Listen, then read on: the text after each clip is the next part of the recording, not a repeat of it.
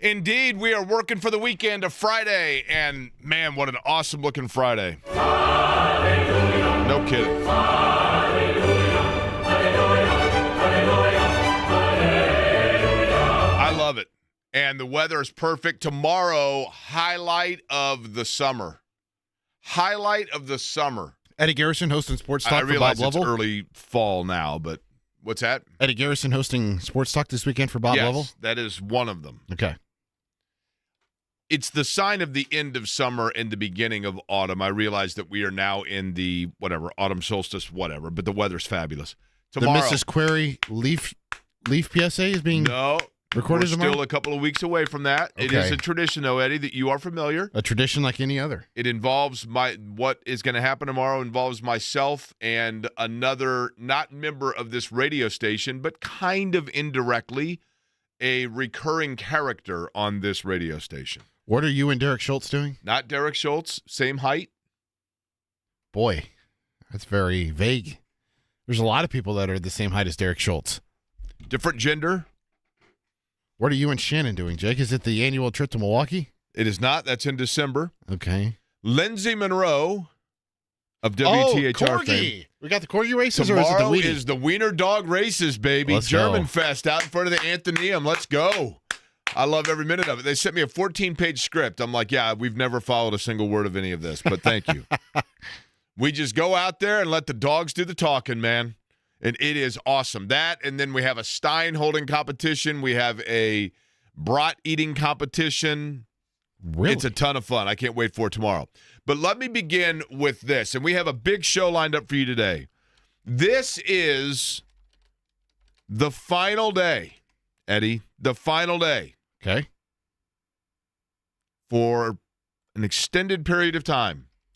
This is the final day that we will do this show with guests on our guest line that is not sponsored by our to-be-announced Monday sponsor for the guest line. That was very convoluted. Very wordy there, Jake. Okay. Today's the final day of the insert business, or I can't even say insert business. Just it's the last day of the unsponsored guest line. I think that's what I just said. It was very convoluted and very wordy how you put it. I don't think so. Yeah, I think so. I think I said today is the final day of our guest line. Yeah. Where it is unsponsored before our sponsor then for an extended period begins on Monday, and we will announce on Monday who that's going to be, and I'm super stoked for it because, as I've mentioned, it is, and I love everybody that's a part of this show. We do. I just got done talking with Ron from Chicago's Pizza, who's a great guy, and I could not be happier, more proud to be able to spread their word, their message of the $25 family meal deal and the family values of Chicago's Pizza and a story in every slice and 18 Central Indiana locations. I love Heating and Air, family-owned business, been around for over 100 years, right? Obviously, it goes without saying that it is a privilege and a duty to be able to carry out the message from Franciscan Health and the work that they do for cardiovascular health and getting people set for their heart scans and making sure that everybody's healthy. You got a story coming up at 2:30 today, is that right? That is correct. And the doing things for the Indiana Donor Network is important to me. Premier Weight Loss and the work that they do, in my case, in helping. I was just talking to somebody yesterday talking about, man, my triglyceride numbers are great since I've been taking the weight loss injection. That being able to spread that message, I love. People that are going to go to the Purdue-Illinois game and watch the battle for that little cannon they fight for. Purdue Athletics partnered with Surfside. Also a pleasure to have them on board.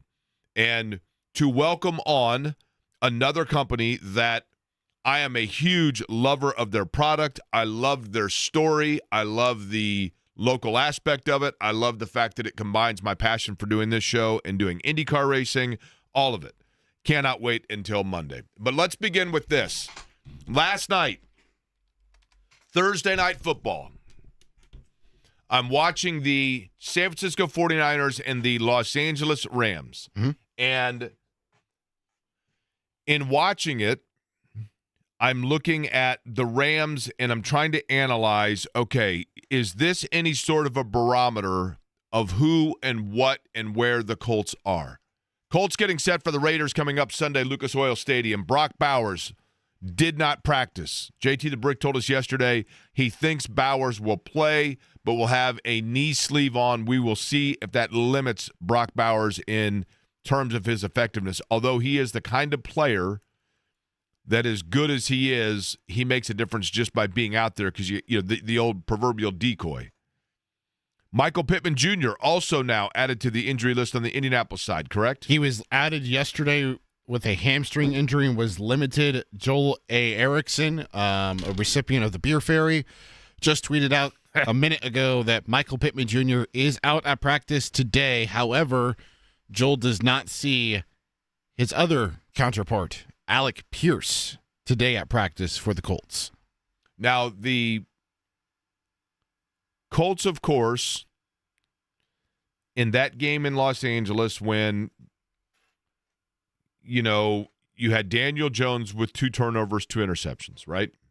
Mm-hmm. And I'm watching Mac Jones, and I'm looking at his effectiveness against Los Angeles. And in doing so, and yes, he has Mac Jones, and it's not like Mac Jones is, a guy that they just found on Tinder and said, all right, let's go. I mean, this is a guy that was a former first-round pick that certainly at the beginning of his time in New England, I think was an accurate quarterback. I don't know that anybody felt like it was a guy that was a dynamic quarterback, but he was, he could throw with accuracy.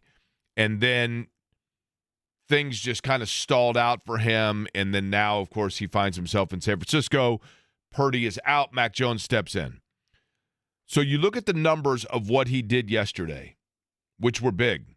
He threw for over 300, and Mac Jones was the story of that game. I mean, a couple of costly turnovers, and a lot of people talking about how Al Michaels has lost his fastball. Maybe that's the case. I love Al Michaels. But nonetheless, when you look at that, you say to yourself, okay, so if Mac Jones is able to have a really good game against the Rams and Daniel Jones, I'm not saying that he had a terrible game, but it made me start to think. And then, as I'm pondering all of those things, the game's wrapping up. I'm still wide awake. I'm nocturnal, as most people know. And I realized that, oh, gosh, I forgot. With this new cable system now, I have every possible app under the sun. I don't even know which ones I'm paying for, which ones are free, which ones are trials. I have no idea. But one of the apps, I scan over to it. I'm like, I wonder what's on. I've never even, I'm going to click this button on this app and even see what's on it. So I click this button, and it says, hey, a Hulu original. I said, okay. Well, what's the Hulu original? Is this going to be Marsha Brady and the grass skirt and then Alice locking up her back in the Hulu? What are we doing here, right? The Hulu special. So I click on it. It's an original. And I'm like, well, this looks fun. And I look at this show, and then I realize, and I know I'm always the last to these parties, this show just dropped, as the kids say, a week ago. So it's brand new, right? And, of course, we are all, I think most people are familiar with the skit that Eli Manning did a handful of years ago as part of Omaha Productions, which Omaha Productions is the company that does the Manning cast. And they now have parlayed this skit of Eli Manning dressing in disguise and fooling a football team. That is now, I don't know if you're familiar with it or not, Eddie, a sitcom on Hulu called Chad Powers. You familiar with it? With Glenn Powell, yes. Correct. So I watched it last night. Now the plot, I mean, it's okay. It's actually pretty good. You can kind of see where a lot of the storylines are going, but it's fun, right? It's fun. It's cheesy, but it's fun. So what it is a guy that is a dynamic college quarterback, quarterbacks at Oregon, and his career comes to an end in disastrous fashion, and so he is this shamed name, if you will, and he just he's now 25, 26 years old, looking for a second lease on life, trying to, turn things around, and finds out that there is a college football program that's having open quarterback tryouts because they've hit, the skids. So his dad happens to be a Hollywood, like Mrs. Doubtfire, a Hollywood makeup artist and whatever else. So he creates a disguise to go down and try out for this football team. Now, this is obviously the most hokey and ridiculously non-believable storyline of all time, but it's entertaining and it's fun and it's light and it's, whatever, and it's intriguing. But as I'm watching it, I'm like, okay, you have a split personality because Chad Powers, when he is in disguise, okay, is this humble, kind of like the water boy kind of guy. In reality, the quarterback, the real person, is super arrogant and can wing the ball wherever it wants to go and just a dynamic athlete and a great player. So, two different quarterbacks in one. Yeah. And as I'm watching it coming off of the end of that Rams game, I'm wondering, as I'm thinking about Mac Jones putting together a dynamic performance against that Rams defense, the Rams defense that, for example, I picked up this week in my fantasy league, and they got me -2 points, right? So a defense that is clearly susceptible. Mac Jones is able to carve them apart. Daniel Jones didn't necessarily fall on his face against them, but didn't necessarily carve them apart either. And if you look at so then I started to wonder, are we seeing right here in Indianapolis, are we going to and are we entering into our own season of Chad Powers? Are we getting ready to see our fans in New York looking at it and saying, look, perfectly fitting that Peyton Manning is a producer of this show because it is about to actually unfold in Indianapolis? Are there people that are saying that? And so I started to look at Daniel Jones as a quarterback right now and what he's done through 4 games. And in the first 3 games, Daniel Jones, when the Colts were 3 and unblemished, 63 of 88 for 806 yards, 3 touchdowns, and no interceptions. Okay. And obviously he was very good, very efficient. His quarterback ratings, QBR is what everybody goes by now, right? I think so. So his QBR in those 3 performances, 81.8, 80.7, 93.5. Now, we love the 93.5 here, right? We do.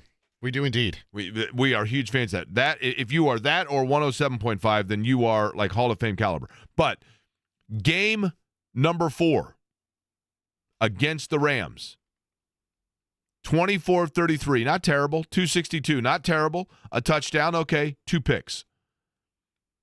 His rating for that is QBR 53.3. Now, it was not a disastrous performance, but when you parlay that with the fact of what you just saw last night, you realize, okay, it's not like he was going up against the doomsday defense. It's not like he was going up here against the steel curtain. The Rams do have some, they've got some defensive pieces for certain, don't get me wrong. And I think Daniel Jones is going to be just fine. And I think that performance against the Rams, while not completely disastrous, still was a dip from what we had seen in weeks 1, 2, and 3. So then I began to wonder, is this what we're doing? Are we now, did we fall in love with through 3 games another version of Carson Wentz, which is when good, really good. When not really good, okay. But the difference is this. There are other quarterbacks that just okay is not good enough for you because your roster needs to be lifted. And as I was sitting looking at this, and as I was analyzing all of this, and as I was overthinking it at 3:28 in the morning with these brain droppings of this guy and his wig and his outfit and everything else, and then wondering, like, will the real Daniel Jones please stand up, right? As I'm going over all of that, then I started thinking about that show. And I thought, it's a pretty good show. I've only watched 2 episodes. I'm excited for the drop of the next episode of this Chad Powers show. But the reason I like the show is because the storyline's cheesy and hokey and not even remotely believable.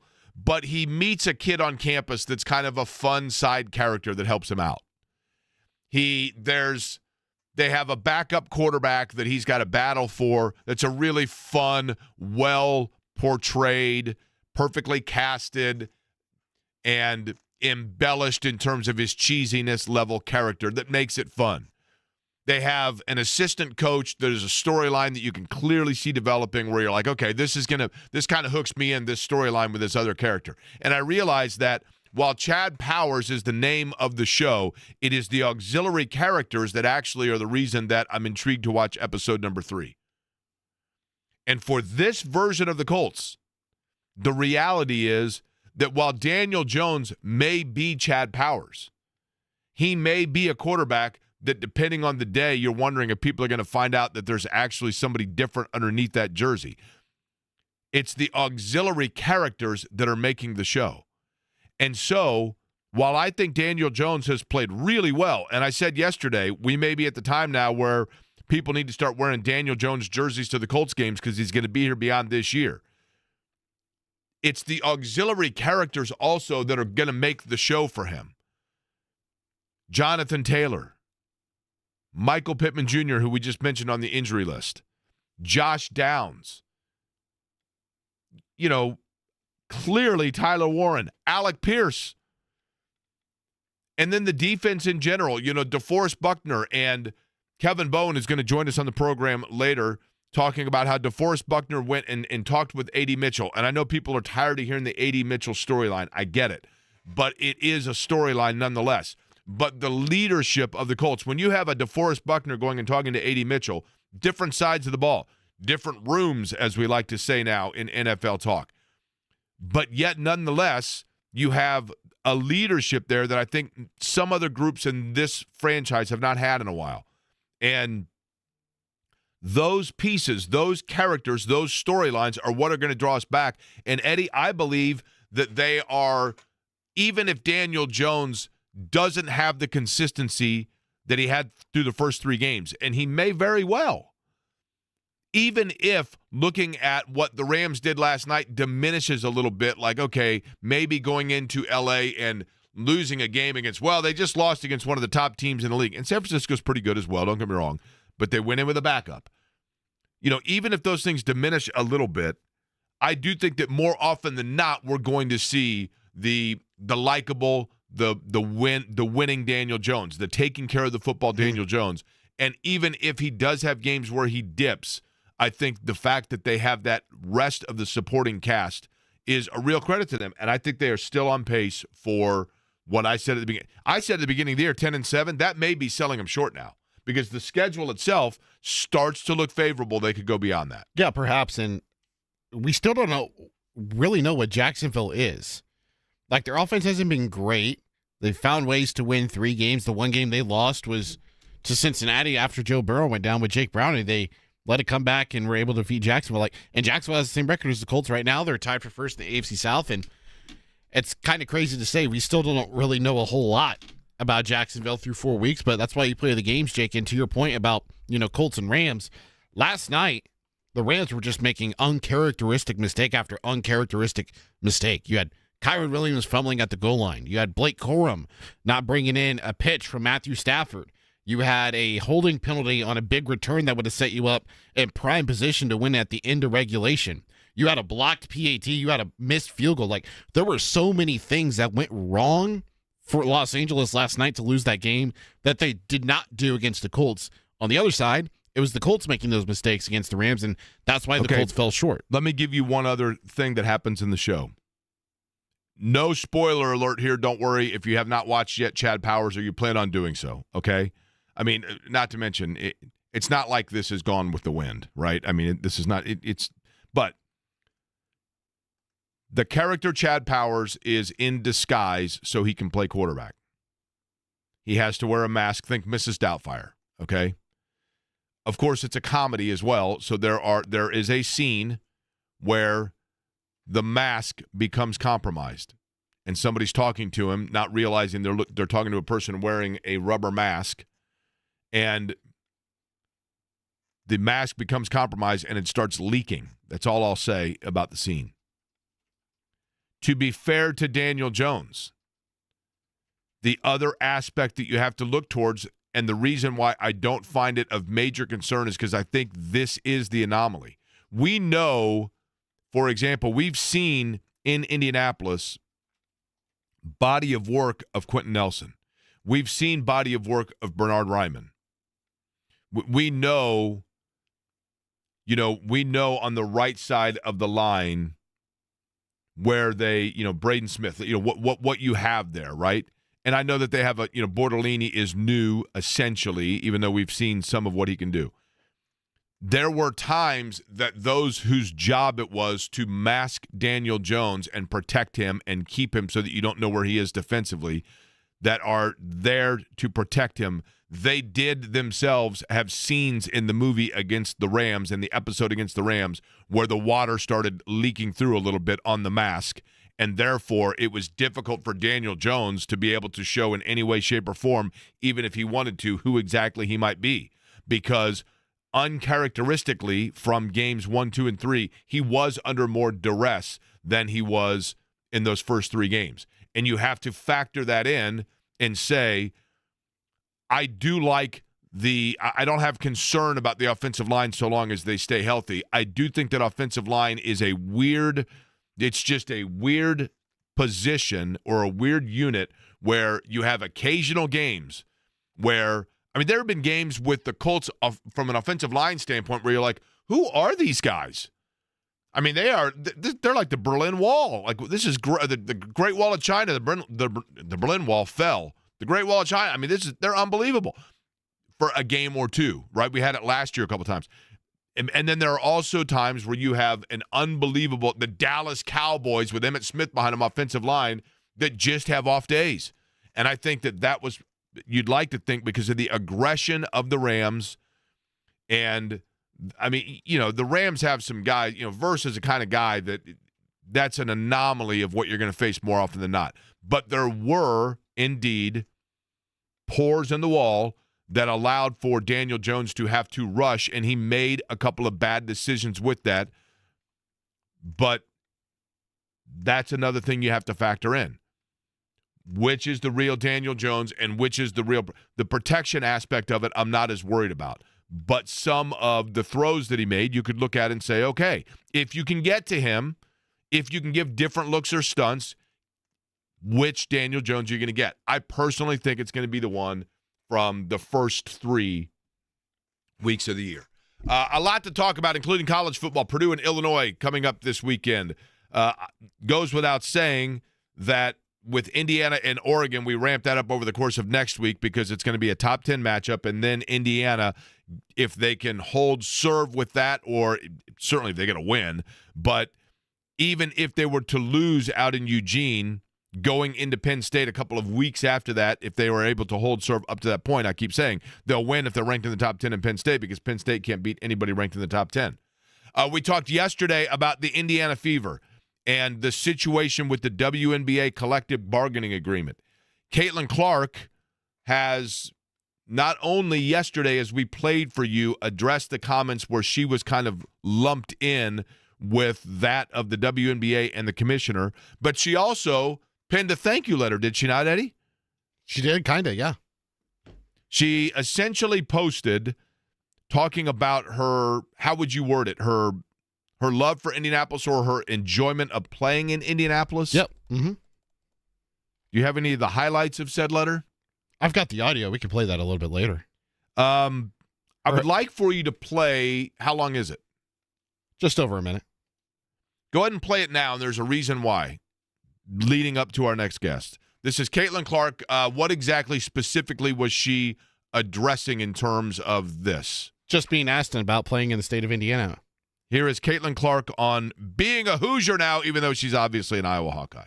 This place is incredible, and I think you've heard so many people talk about it over the course of the last few weeks, whether it's the Colts, whether it's Pacers, whether it's been our players.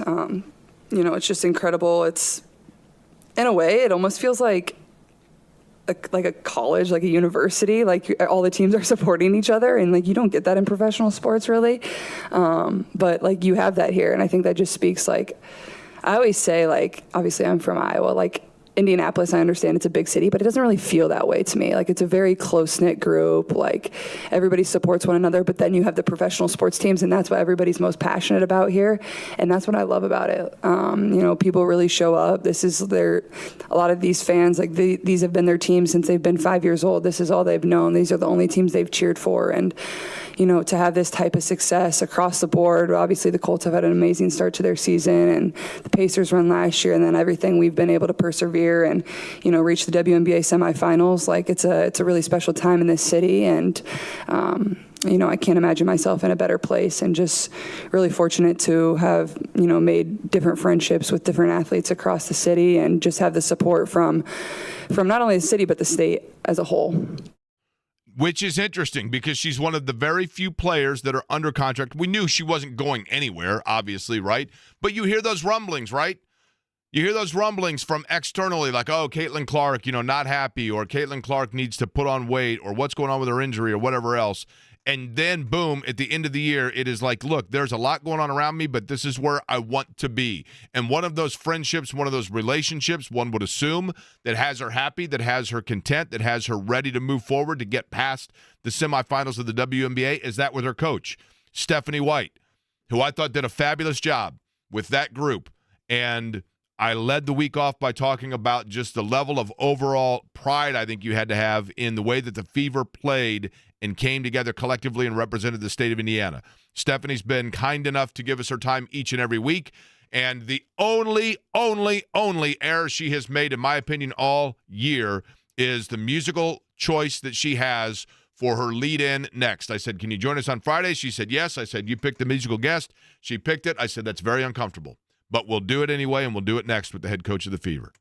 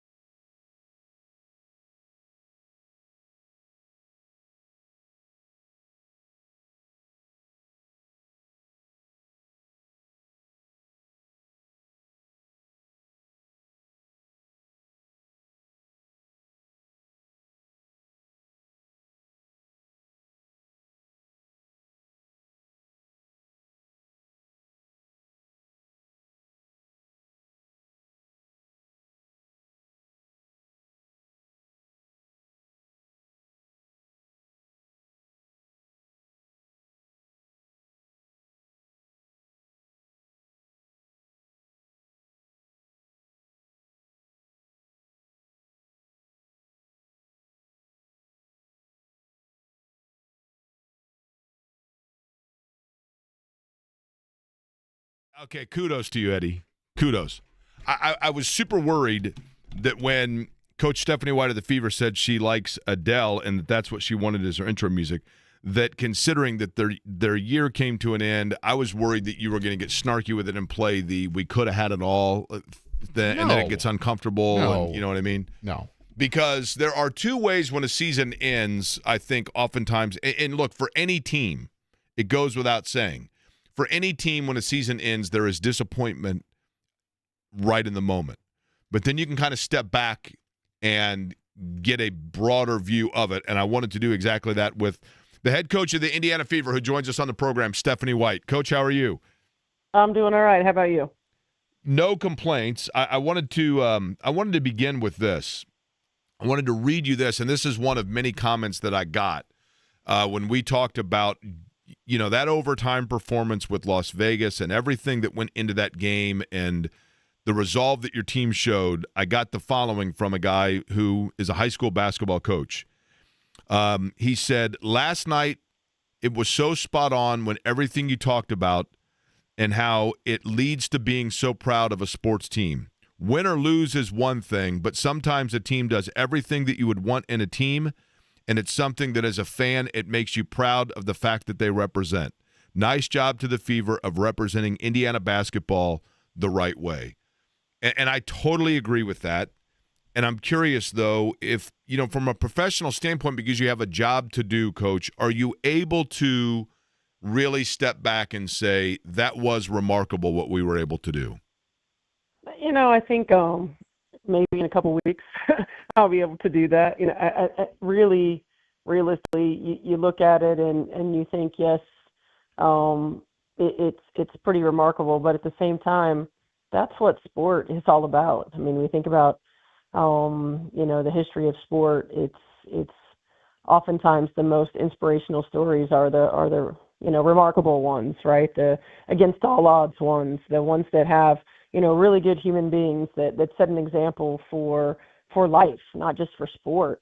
And that's what this group was. And oftentimes when you may not be as talented as your opponent, or when you may not have all of the things that other teams or other people do, it takes the intangibles, and it takes the connectedness, and it takes something different inside of you. And I think that's what this group has had.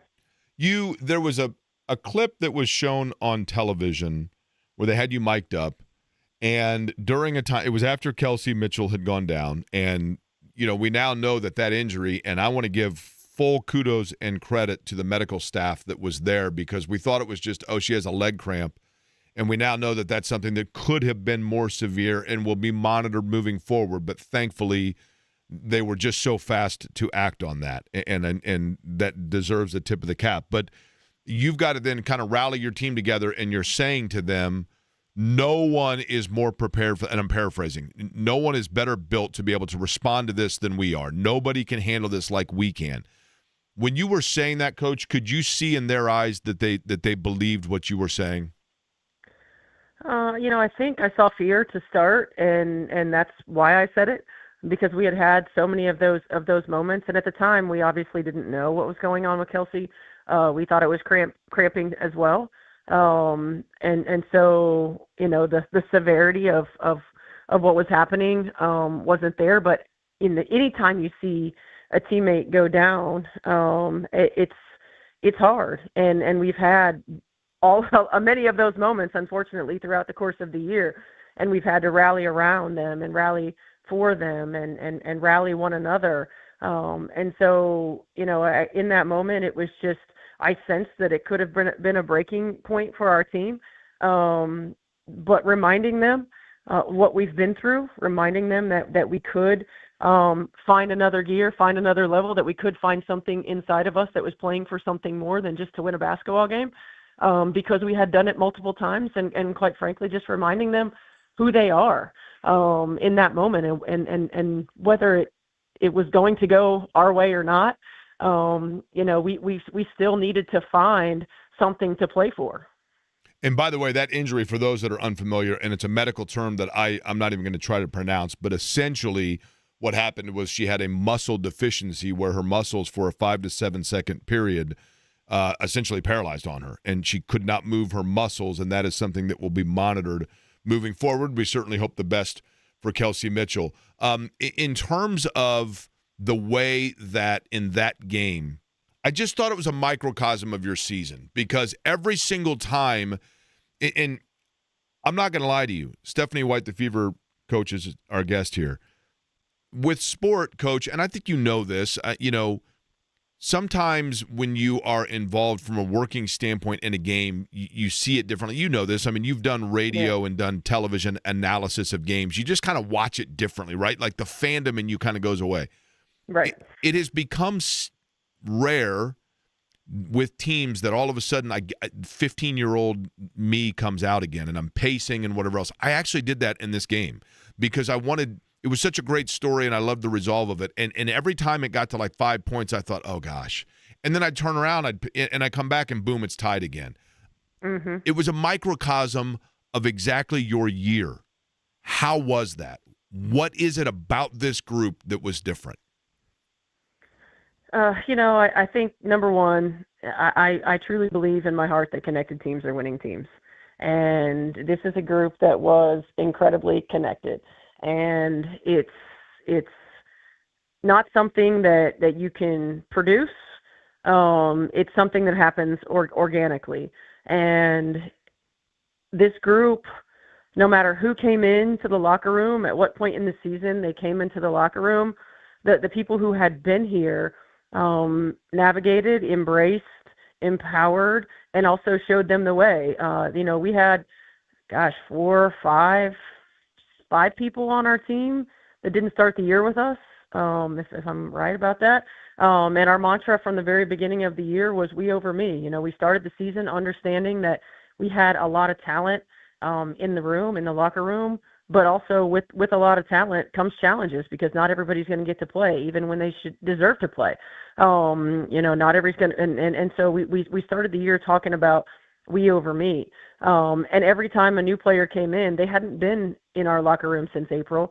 But the players in our locker room lived that. They showed them how to live that. They held them accountable to that. And that connectedness, that sacrifice for one another, the sacrifice for the team, it enabled us to find another level and another gear. And, it's in sport, it's about getting hot at the right time. And this group did that. I think, when we did, it was a result of that had probably been the team that had been together the longest throughout the course of the season. And again, as we know in sport, especially when you're watching it from an analytical perspective and not a fan perspective, it does take time to build that chemistry and connectedness and connectivity on the floor. And that group had the time to do it. I'm not sure at any other point in the season we had a consistent enough 8, 9, 10 players that were playing that we were able to do that. When you look at Stephanie White, the head coach of the Fever, is our guest. Coach, over the course of the year, especially when you have a player like Caitlin Clark, who is such a transcendent star, right? So you're going to have people following what your team is doing that maybe didn't even follow the WNBA 3 years ago. You're going to have people that don't follow the WNBA but follow Caitlin Clark, etc. From a coaching standpoint, at times that can create no-win situations because you're going to be scrutinized in whichever way you play it in any aspect when it comes to a player like that. There was critique of Stephanie White at the beginning of the year before really Caitlin Clark went down with injury just over the play. And then the way things came together and the fact that at the end of the year everyone's saying this is coach of the year level stuff. Did you feel vindicated? Yeah, I mean, obviously we don't really do it for other people's opinions. I had a coach when I very first started coaching tell me if I started listening to the people that were in the stands, then I wouldn't be coaching very long, and I'd be sitting with them before too long. So we don't do it for that. We don't do it for them. We do it for our players and our team, and we do it because we love the game, and we do it because we love the sport. I love this franchise, and nobody is ever going to be happy. I appreciate Fever basketball fans in particular, and basketball fans from the state of Indiana because they know the game. They understand the nuance of the game. And so for me, it wasn't really about vindication. It was about just putting the best team and that we could forward. I understand that it doesn't happen, automatically. I also understand that it's one of those things that you have to get lucky. Like, you don't just go win championships. Like, it is hard to get to the finals. It is hard to win championships. I know that there are teams who make it look easy, and sometimes there are dynasties that make it look easy. But because of my experience in this sport and 26 years in this league, I understand the difference, and I've been a part of some really great teams, and I've also been a part of the franchise, obviously, when it first started. So I don't know if vindicated is the right word, as much as I just feel incredibly proud of the foundation that we laid in terms of our culture. I feel really proud of the group that came together to find a way no matter what. I feel really proud of my staff because I do feel like we have the best staff, in the league, and we're creative, and we try to think outside the box, and we try to put people in positions to be successful. And so I think more than anything, the word that comes to mind at the end of the year is just pride. When you look at the league itself, from the time that you played to now, Stephanie White, in the growth of the league and the growth of the interest of the league, one of the byproducts of that means that the business aspect of it is going to be scrutinized and people are going to pay a lot more attention to it. That's become obviously, and we're heading into an offseason that's going to be fascinating with the collective bargaining, and then you have the commissioner, Kathy Engelbert. I know you're aware of the comments that Nafisa Collier made, and then Caitlin Clark kind of getting brought into that, Caitlin Clark responding to it. What has been your overall assessment of that dialogue and as it relates to your star player? Yeah, I mean, I hate it all for Caitlin. I feel like, she's a 23-year-old kid who loves to play this game, who is a pawn in a lot of other people's games and a lot of other people's narratives, and I hate that for her. We're coming into a time in the WNBA where we're kind of part of the growing pains of becoming quote unquote mainstream professional sport is some of this stuff. I do think that we are at a pivotal moment in terms of the league's history. And look, I was a part of the very first collective bargaining agreement of the WNBA, where we wanted insurance all year long, to now where it is growing and players do deserve more. And leadership needs to reflect where we are as a league, and also understand where we are as a league and where players' perspectives are coming from. And, we have coaches on the sidelines, and Becky Hammond and myself, and of course Noelle Quinn, who was in Seattle, who played in this league, this league is part of our lifeblood. Like, we have grown up in this league, and we take pride in this league and the success of this league, and we also take pride in understanding what needs to be done and in leadership. And part of leadership is taking accountability. Part of leadership is owning how we move the needle. Part of leadership is not just recognizing the people who are part of this league, but empowering and embracing and understanding what they bring. And your employees are your number one asset. And so I do feel like we're at a pivotal moment. I do feel like we're at a time where all things have to be considered, and where multiple truths do exist, certainly. And I think that sometimes right now in our country and in our world, we forget that multiple truths can exist. But I think we are at that point to begin to have these very hard conversations about what it looks like moving forward. Do you believe the WNBA has the leadership right now that it needs? I think it's a tough question, because I do believe that where we are and where we have been, especially from a business standpoint, it's what we've needed. I do think that there's another layer and level to having someone who understands the basketball side of the league, and whether that's direct leadership or whether that's building out our basketball operations, our department, within the league. I do think that the more that we can get former players involved, the more that we can get people who have grown up in this league, who don't see this league as it was 10 years ago, as it was 15 years ago. You've got to see the league for what it is now and where it's going, much in the same way that college sports is not what it was 10 years ago. not what it was 5 years ago. The WNBA is not what it was 10 years ago. And I do think that there are some folks in leadership position who still think of it that way. So I think we do need some addition to our basketball operations part of the league, and I think we do need some forward thinking in that as well. But more than anything, accountability can go a long way, and we just want some accountability for some of the concerns that have been consistent concerns for multiple years. Do you, with Caitlin Clark in this, as we move forward, Coach, like navigating through just being that pawn, as you said, does she have kind of her own team that guides her through that, or does she lean on you a lot in that regard as well? Look, she is so mature for her age. I mean, Jake, think back to when we were 23 years old. Holy cow. I know it was a long time ago. It's like 5 years ago, right?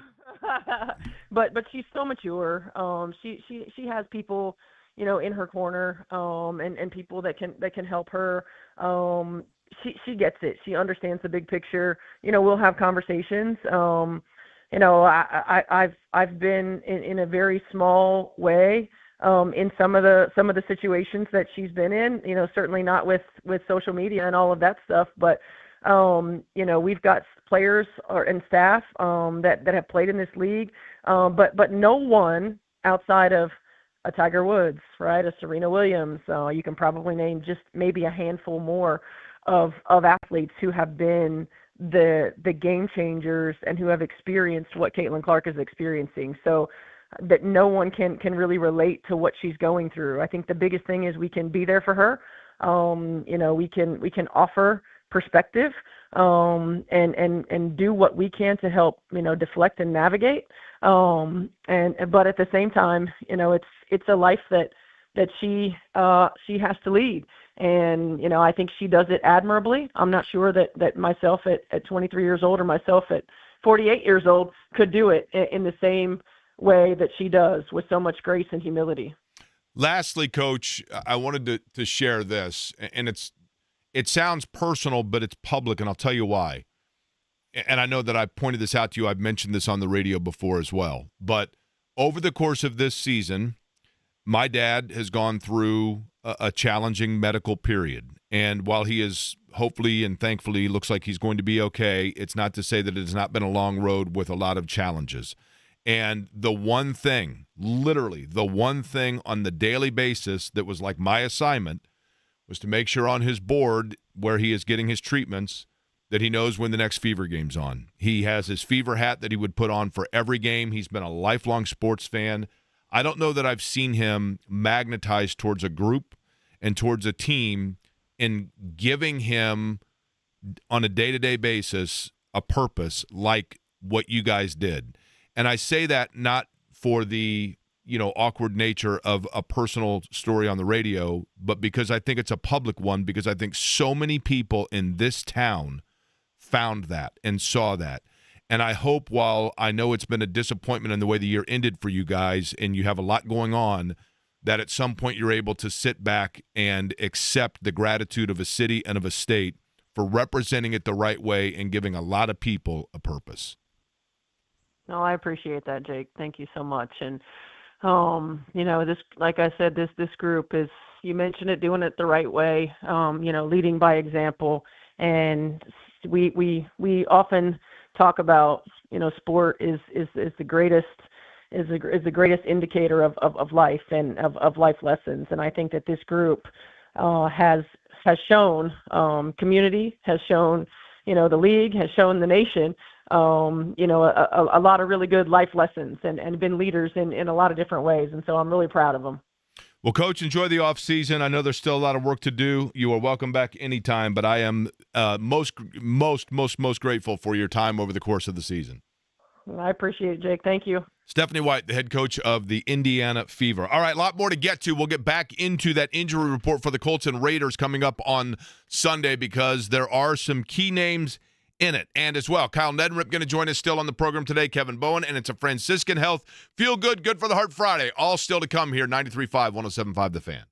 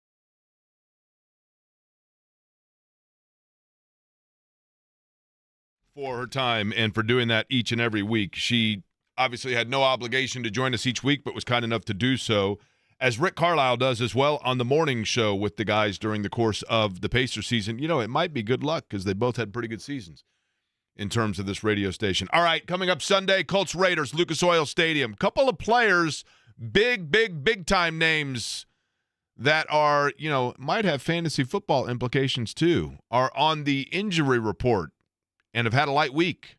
One of them is a surprise, but it won't be for you next because we'll tell you who it is.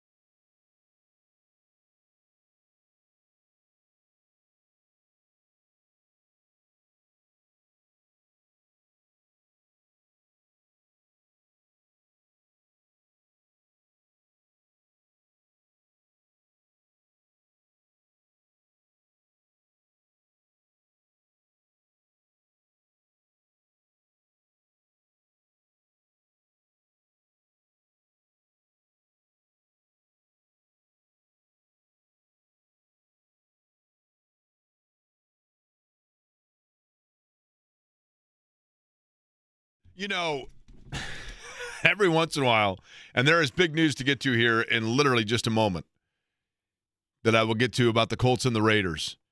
But every once in a while on social media, you'll see somebody that will post something, and then the comments just are the best, like just average, everyday people. We're like a couple of middle school boys in here just giggling on some of the stuff no question out there on the internet. So you've heard J&B and I talk on a regular basis about the awesomeness that was the 1970s and early 80s NFL pajama set. You had underoos, you had the pajamas, you had the trash can, you had leather jackets. I had all of it. I mean, all of it.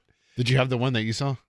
Oh, I have photos of me with the robe. They all were made in this this weird polyester knit deal. And this ad that was posted, somebody just posted, I think it was Super 70 Sports posted it. And it's an ad from the 1970s for the NFL pajamas. Did you have those specific ones that they were highlighting in the ad, Jake? Yes, but the one in there at the top, it's the selling point of the ad in 1977 says flame retardant. And it has a picture of a kid in his Vikings pajamas, and above it says, "If the house is on fire, don't worry about little Johnny. He's upstairs in his Vikings pajamas." And then the comments are fabulous. But somebody said, Johnny started the fire because he fell asleep with a lung dart, whatever. But those pajamas, I think somebody else commented, they said, my gosh, as if it wasn't bad enough in the 80s worrying about being abducted in nuclear war. Now we had house fires breaking out in the middle of the night to worry about based on that ad. But the static electricity from those pajamas, literally, you'd get up and take one step in the morning and you look like Doc Brown. I mean, the static electricity would shock through you like nobody's business. You didn't need a nightlight. You just rub up against something and you'd be sparking down the hallway. No question. Although, if it was for a nightlight, instead of the nightlight, you just reached over and turned on your NFL lamp, which I also had and still have, mind you. And is that an antique? Boy, it's got to be close because it's from probably 1978. And again, and I know that, Ed Holleran hollers at the clouds over the fact that I mentioned that when I was a kid, I was a Steelers fan, and he thinks I should be, kicked out of Indiana permanently because I did not grow up a Colts fan. But Ed doesn't seem to grasp that was hard for me to do because in 1978, 1979, 1980, 1981, 1982, when I was a kid, the Colts were in Baltimore, and they were terrible, mind you. But for those pajama sets and everything else, you've heard me mention this 1,000 times. You had your choice between Colts, Steelers, Packers, Vikings, oddly enough, maybe Bengals and Bears.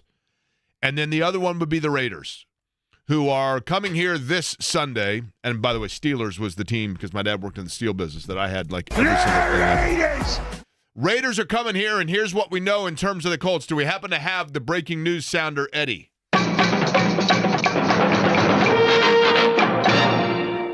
Tyler Goodson, Kenny Moore II,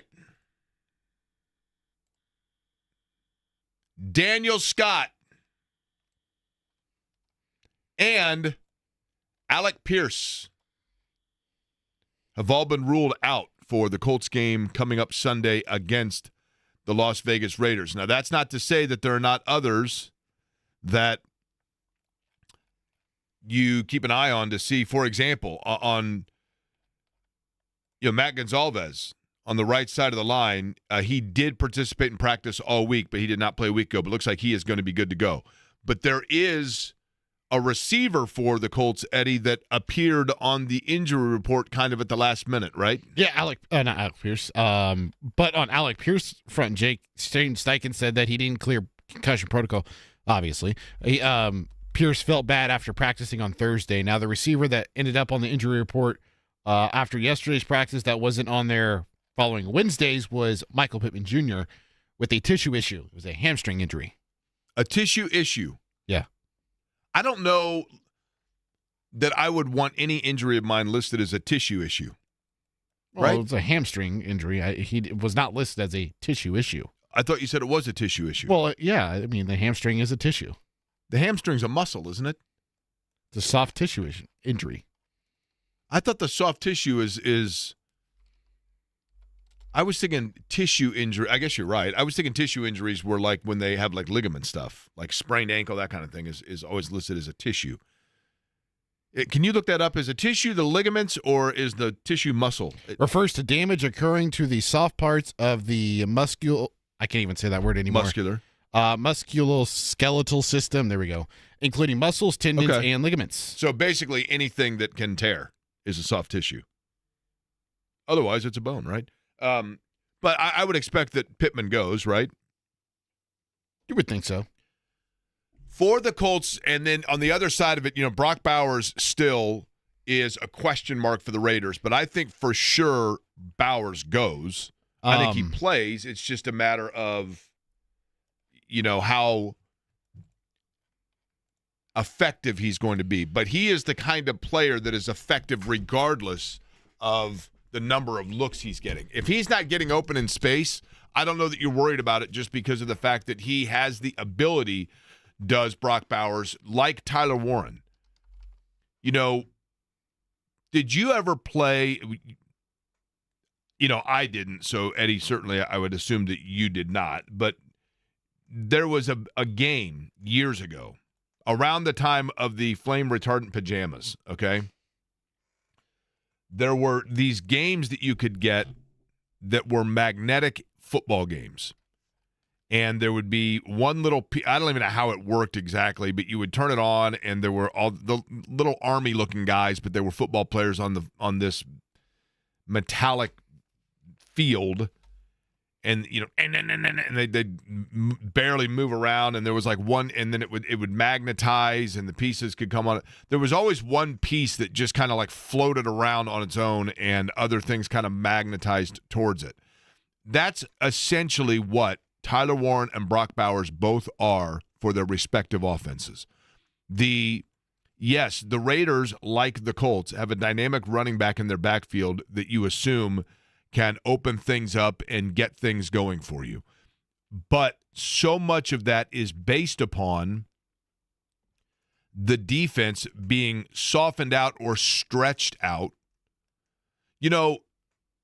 I'm going to give you the worst analogy of all time. Oh, okay. I'll just go ahead and I'll fire the sounder. Okay.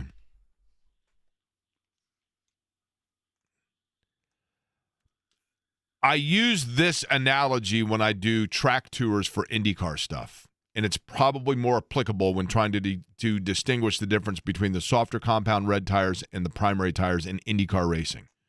But follow me here, Eddie. You have had bazooka gum before, correct? Oh, yes. Or bubble yum, Hubba Bubba, Bubblicious. Yes. When you take that gum, okay, and before you really start chewing it, and it's been in your mouth for a while, and you're blowing bubbles with it and whatever else. When you first get that piece of bazooka bubble gum, I mean, it's like you drop it on the ground. It's like a piece of plastic, right? Yeah.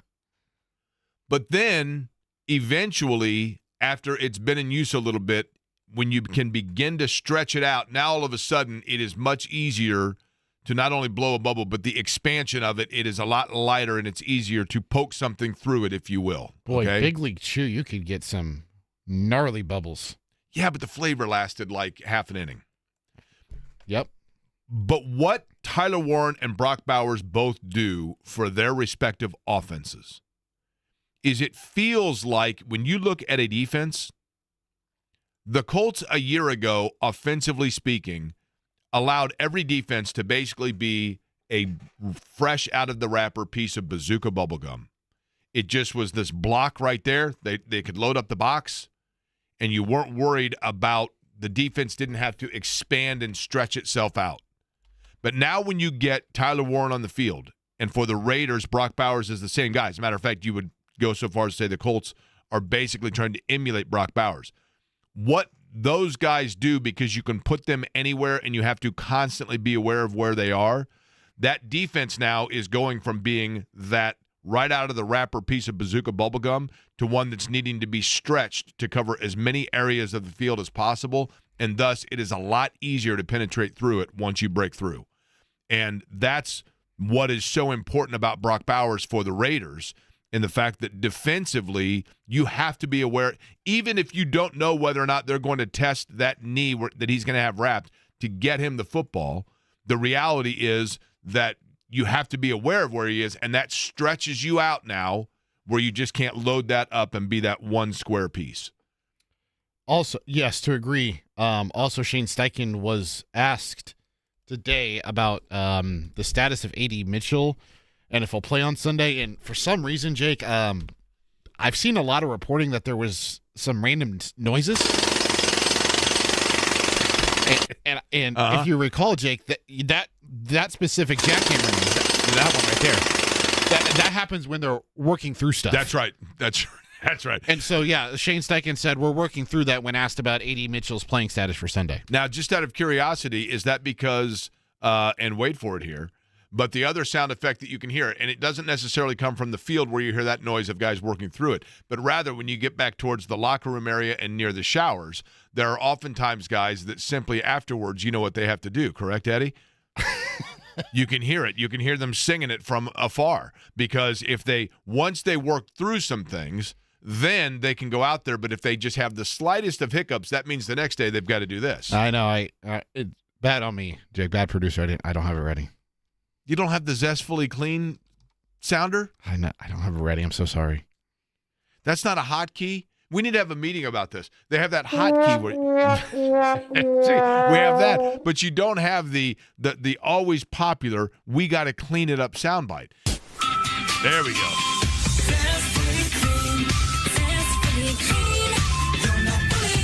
That's the sound you hear once they've gone out there and they just simply have to clean things up. This is a process, Eddie, not unlike this program. You know what we got to do in this program, right? We come in each and every day just to try to get work done right at noon, right? And this is what it sounds like when, of course, we just come in to try to get the job done. But then if all of a sudden I ask for something and there's a slight hiccup and a delay, it simply means that we got to clean some things up, right? Now, you hear that first, and then you hear this. That's right. See? That is the official sounder of last year's Colts. But then they've gone to work, they put the hard hats on, and they're getting out there. But it is curious to see without Alec Pierce. Pierce has the same impact, to be honest with you, as Warren to an extent, and we didn't think that. Initially, we thought Alec Pierce was the guy that was there to open things up because you had to always be aware of him for the long ball situation. I think we're seeing that Daniel Jones does have that capability, maybe not to the level of the unpredictability of when you can get the long ball out of him like they did with Anthony Richardson. But the thought process by so many people, myself included, going into the season was, gosh, now that Daniel Jones is the quarterback, then Alec Pierce, he's got to be at Kinko's putting together his resume because he is simply a – what's that? He's where? Kinko's. That's an old now it's FedEx. Okay. But that's where he used to go, and, he's on the LinkedIn, to put it in 2025 terms. That was the thought because Pierce is a long ball receiver that gets behind the defense and then, boom, they don't have anybody to get him the ball there now. And then all of a sudden, as Shane Steichen has done really well, he realizes and draws up play and comes up with different ways to utilize pieces, and they started using Pierce in a completely different way, right? In a completely different way. He just tried to turn himself into a more complete receiver to where I forget who we've had on that's talked about this. Maybe it was Joel A. Erickson saying just the added element of Pierce being a threat to operate in those intermediate routes opens up the ability to stretch the field, because before you could just sit on it and you would know that, hey, Pierce is primarily going to run a go or a deep post, and that's all he's going to do. Now you have to be a little more cognizant and aware of the fact that, hey, he could cut over the middle of the field, and next thing you know, that's another added element, and you can get Tyler Warren running behind. Like, there's so many things now that you can do when Alec Pierce is out there because of the fact that he has now put it on tape that he can win over the middle of the field. Hey, Jake, I was at Kinko's last week, Justin and Fisher's. Let's go. Let me ask you this. What's that? Let me ask you this. Mm-hmm. On the AD front, how do you handle that? How would you handle it? Because I think I may have a different opinion than you.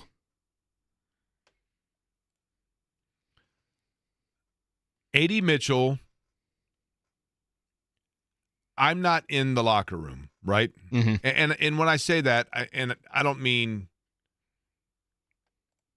like I'm not in there doing interviews. I mean literally, we are not in there behind closed doors, right? To hear what is actually said. Correct.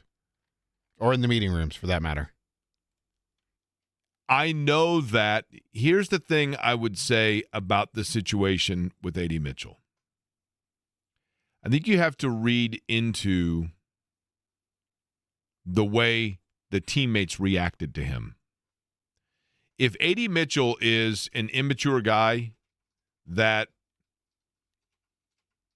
is footloose and fancy free and just doesn't get it, the narrative on him coming out of college was the fact that there were red flags. Those red flags were a combination of lack of attention to detail, lack of understanding of what needs to be done, potential lack of professionalism. That's why 10 receivers went before him. He's a talented guy out of a pedigree program. But there were red flags. He did not get off to a great start as a rookie. Not because of any sort of, from what we could tell, big indiscretion, but just the numbers weren't there. The production was not there. The reality is, from a public standpoint, an in-game situation, and if I'm forgetting one, feel free to remind or correct me, Eddie, but I don't know that there has been a game where we have seen that egregious a back-to-back for him in his career so far. I mean, there have been times where he's been quiet, but in terms of just boneheaded plays, yeah, and it absolutely merits a discipline of some sort or an awakening. But I think you have to look at the way that his teammates reacted to him. And supported him? And supported him. And not just, it's one thing for guys to come out and say, I've had coworkers, and I want to be very clear, none of them that work here currently, but I've had coworkers in my past that people ask me about it, and I'm like, oh, yeah, he's a good guy. And I say the right thing, but deep down I'm like, no, he's like the most toxic person I've ever been around, right? But I say the right things publicly. So I understand that when we are asking questions, that a lot of times athletes in general are going to keep things kind of private and not air out what goes on. But you can see it in body language and when players are going out of their way to be the one to speak up without being asked about it. So it does appear as though it is a locker room that for now wants A.D. Mitchell to get like his, he needs to learn from it, but he is remorseful. He has stepped up. He has apologized to the team. And it does seem like it's a locker room that wants him to succeed. So therefore, there is an element of, from a leadership standpoint, allowing within the pack to let those guys sort it out themselves and let the DeForest Buckners and the Zaire Franklins and, offensively, probably Quentin Nelson, everybody says, is a real offensive leader. Let those guys be the ones to kind of handle the situation. I think sometimes in coaching, and sometimes in any walk of life, that the best management sometimes is recognizing and understanding when to interfere and when to let the natural process sort itself out. And if you are the Indianapolis Colts and you're Chris Ballard and Shane Steichen, you have to trust that part of your job was not only in who you selected on your roster, but how you have coached them, and I hate to use the term culture because it's so overused, right? But the culture that you've created, at some point you have to allow that to stand on its own legs, where you then let that take care of itself, and you trust that what you have laid out for them in terms of what the anticipation and expectation, not only of what you want from players, but what you want from them as teammates, sorts itself out. So for this situation, to answer your question, because from what we can see, it's really the first of it's the first big red flag that's been waved. Mm-hmm. I think for the first situation, you let it play out organically, and you trust that the players, the other players that you've selected. What did Chris Ballard once say? That you could take players that were of question if you had a locker room that was of not, because that would take care of itself. This is the test Pat of that. Knight. Pat Knight, what did he say? You can have one knucklehead, but if you have two, they breed. Yep. Right? Of course, that's replacing an expletive that we can't say on Correct. radio. But that's what he said, right? I mean, Pat Knight's, you can have one, but you get two, they breed. I would like to just see them let him have the opportunity to prove that he's put it behind him. That's what I mean. Yes. Don't put him on a snap count. Don't even don't try to. I guess you can consider benching him, but I think it's a little bit egregious because I just don't think you need to go to those extreme levels. But see how he responds this week. Throw him back out there like you did last week without Alec Pierce. How does he respond? That is the big part of this, because it will test the maturity. It'll test the professionalism. Of course, we can't see how he operated all week in practice, but we can see how he's operating out there, on Sunday against the Raiders. Like, if it's me personally, I would like to see them go to A.D. Mitchell right away. Get him the ball. Let him have that last week out of his mind. Get him going in the flow of the offense a little bit. Build his confidence and his swagger up a little bit. That show that I watched last night, the first 2 episodes of it, if you were not with us at the top of the show, I mentioned that I was watching the Rams game against the Niners, and I was curious as to the way that Mac Jones played against Los Angeles. Does that give us any glimpse as to who we do or don't have here in Indianapolis with Daniel Jones? Because Jones threw 2 picks, although, again, he was very rushed. I mean, there were a lot of factors that go into that. But as I'm sitting there thinking about that, and that game ended, and I'm a moron. I didn't realize, because I was watching the game obviously on Prime, I didn't realize that I have that my cable system, and yes, I mean, I do pay, I mean, it's I have the full bundle or whatever now, and so it's got all these different apps, and I didn't realize that I had all of them on there, and then I got to look at okay, which one of these are monthly bills, which one are trials, whatever else. But I went on Hulu, okay, and I clicked on it, and the first thing that popped up was, new Hulu original show. Yeah, I'll give this a try. I don't even know anything about it. Boom, I hit on it. I should have known about it. Chad Powers is the name of the show. It was produced by the Manning brothers. And the show itself is about a guy that was a famed college quarterback at Oregon that falls into disgrace. His career comes to an end, and then he kind of pulls a Mrs. Doubtfire. It's based off a skit Eli Manning had done a couple of years ago. But he pulls a Mrs. Doubtfire to change his identity and go to a new school and try to relaunch his career. Okay, so it's kind of a comedy. It's not a bad show. I enjoyed it. I watched 2 episodes, whatever. But the interesting thing is, no spoiler alert here, but the show begins with his disgrace comes in the national championship game against Oregon, where he is running for a touchdown, and wait for it, he drops the ball at the 1-yard line. And then, boom, we've seen it not once but twice in Indianapolis in the last 2 years. I wonder if they had to do this after, Jake. If you try going down on the circle, you'll hear just that. It is unbelievable. They haven't had steps out here, literally. And I've worked here for how long now? Or hell, you could go down Market or Capitol, and you could go down Illinois, and that's all you hear. I'm not kidding you. The steps on Monument Circle, we will. I don't know what stadium will ultimately replace Lucas Oil Stadium, but Lucas Oil Stadium already now is 6 years away from the age the RCA Dome was when we imploded it.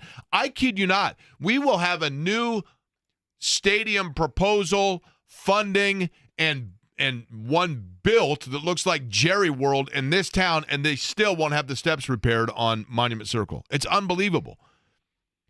There's one guy out there having a couple of heaters, standing around, debris everywhere. Couple lung darts.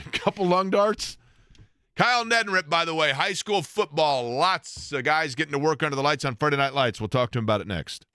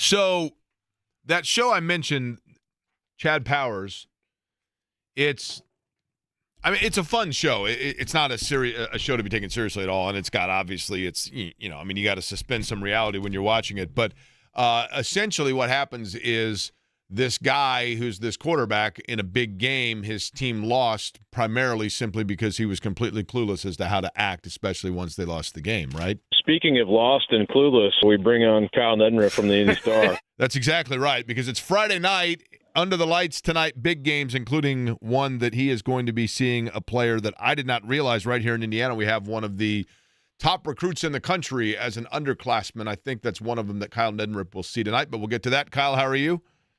Hey, doing well. Have you watched that show yet? Is that pretty good? So have you watched it? I only know of it. I have not watched an episode yet. There are 2 episodes. Here's what I like about it, okay? And for those that are unfamiliar, this is the show that was largely put together by Omaha Productions, which is Peyton and Eli Manning. It is taken off of the skit that many people probably saw where Eli Manning went in disguise and showed up, and I can't remember what school it was, and acted like he was walking on. And it's the same premise. A guy, is trying to resurrect his football career, so he goes in, Mrs. Doubtfire, basically. So, yeah, it's hokey and cheesy, but it is fun, and each episode's like 35 minutes, right? So, yeah, I liked it, to be honest. It's only 2 episodes in, but I liked it. Nice. It feels like we miss comedies now, so I was going to check it out. Have you seen, the only others that I've seen of late, and I know that this is really, cliche here, but did you watch Ted Lasso? I don't. Whatever that's on, we don't have it. So I've only seen at a friend's house. I watched a couple episodes, but have not watched the whole thing. It's awesome. Now another one, but if you didn't watch, I think the same, because I'm with you, Kyle. Like, I never know what stuff. I'm always like, no, which one's that on? Because there's like 28 different apps, right?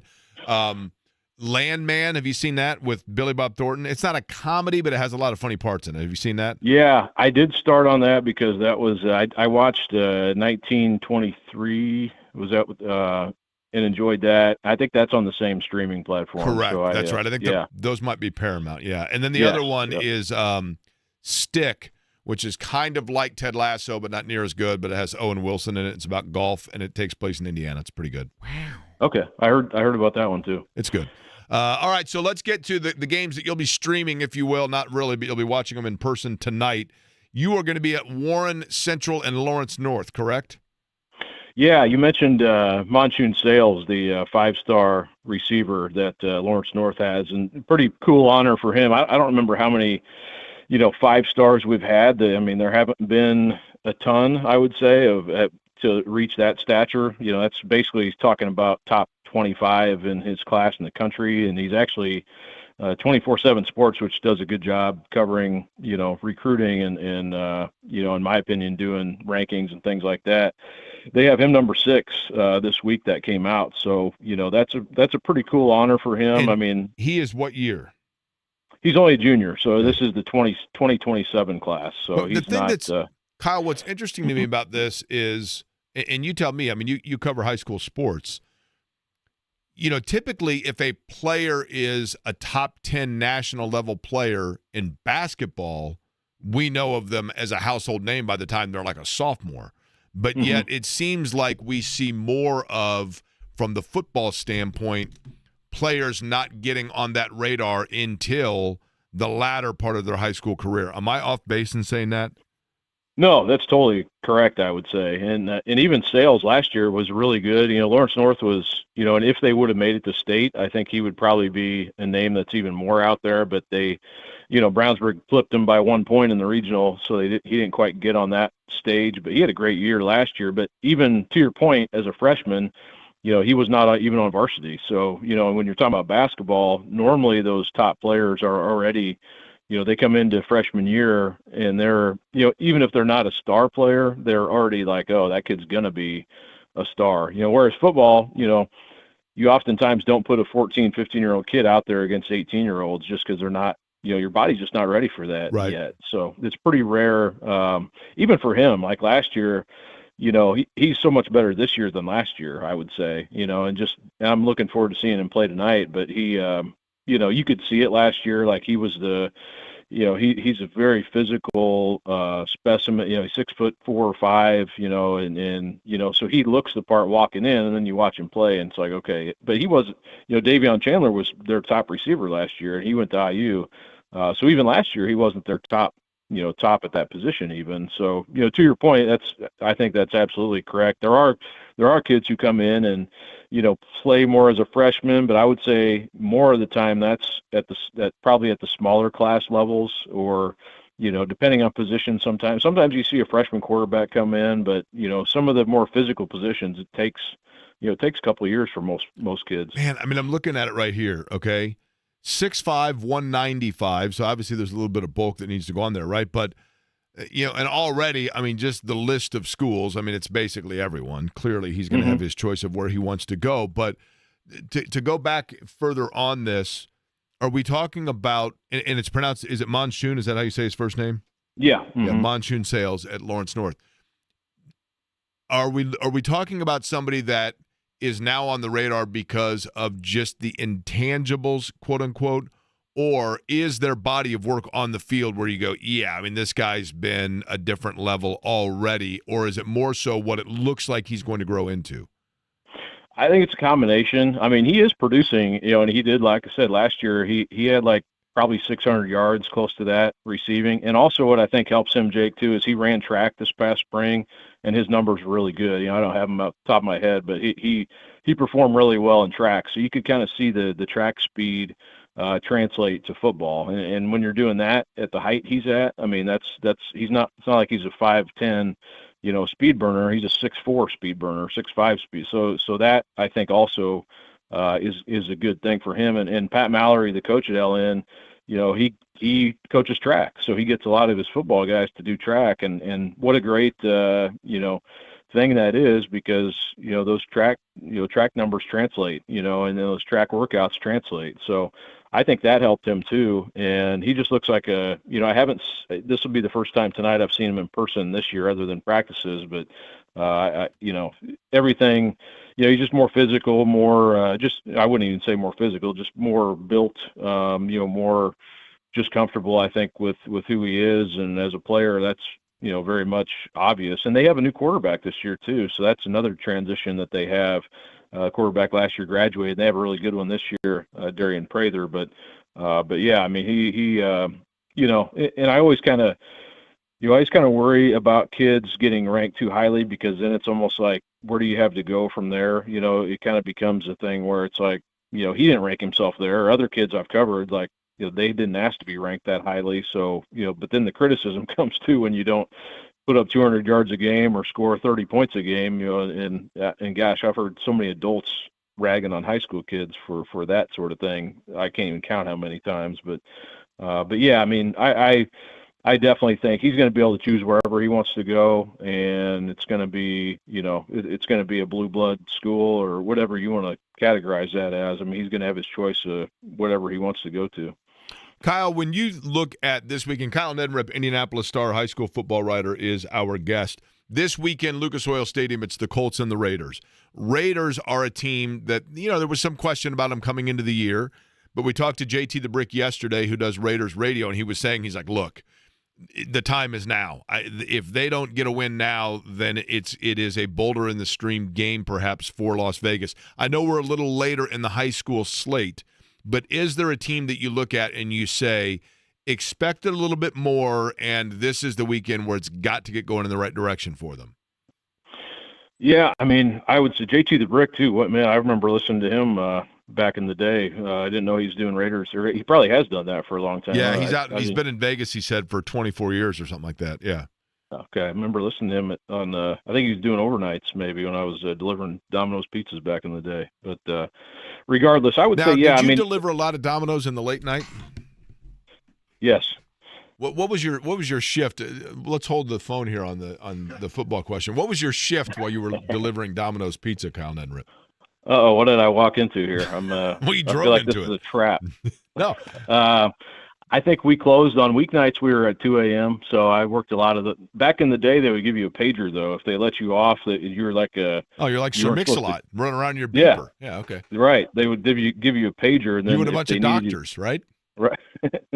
For a rush, they would bring you back in. But yeah, I think it was 2:00 or so. You ever pick up any chicks that thought you were a surgeon because you were running around with your beeper? I don't think so. No, I don't remember that happening. In what community were you delivering Domino's pizzas at 2 a.m? This was in Lincoln, Nebraska, when I was in. Well, I guess it was college, and then I come home, or in high school, and then I come home for college, and I'd do that too. What was the biggest tip you ever got, or the craziest situation you ever drove yourself into? Oh boy, there's things I can't say over the radio that were kind of strange, but I was offered drugs one time very late at night. I'll say that. What'd you say? Did you say yes or no? I'm just kidding. No, absolutely not. You ever hear any soft music and then Nina Hartley suddenly showed up? No. Okay. No stories to that effect. But Okay. yeah, it's it was an interesting job. Yeah, I I would imagine the fair share of Jeff Spicoli's were ordering pizza for you, right? Just learning about Cuba and eating some food, right? Well, a lot of those late calls, you would go to the house then. This is before even MapQuest or internet, but you go to the house and they would be passed out. They wouldn't even. So then you'd bring home the pizza, and our manager would say, "Yeah, just take it home." R.A. Leyendyke won the 1990 Indy 500 in car number 30, sponsored by Domino's Pizza. Because back then their ad campaign was 30 minutes or less, or it's free. Yeah. Yep. So, and then they actually had some legal things with that, and so therefore, but listen, nothing wrong with that. But now, of course, it would be Chicago's pizza would be the preference. But okay, so give me the team or the school that just needs to get things turned around.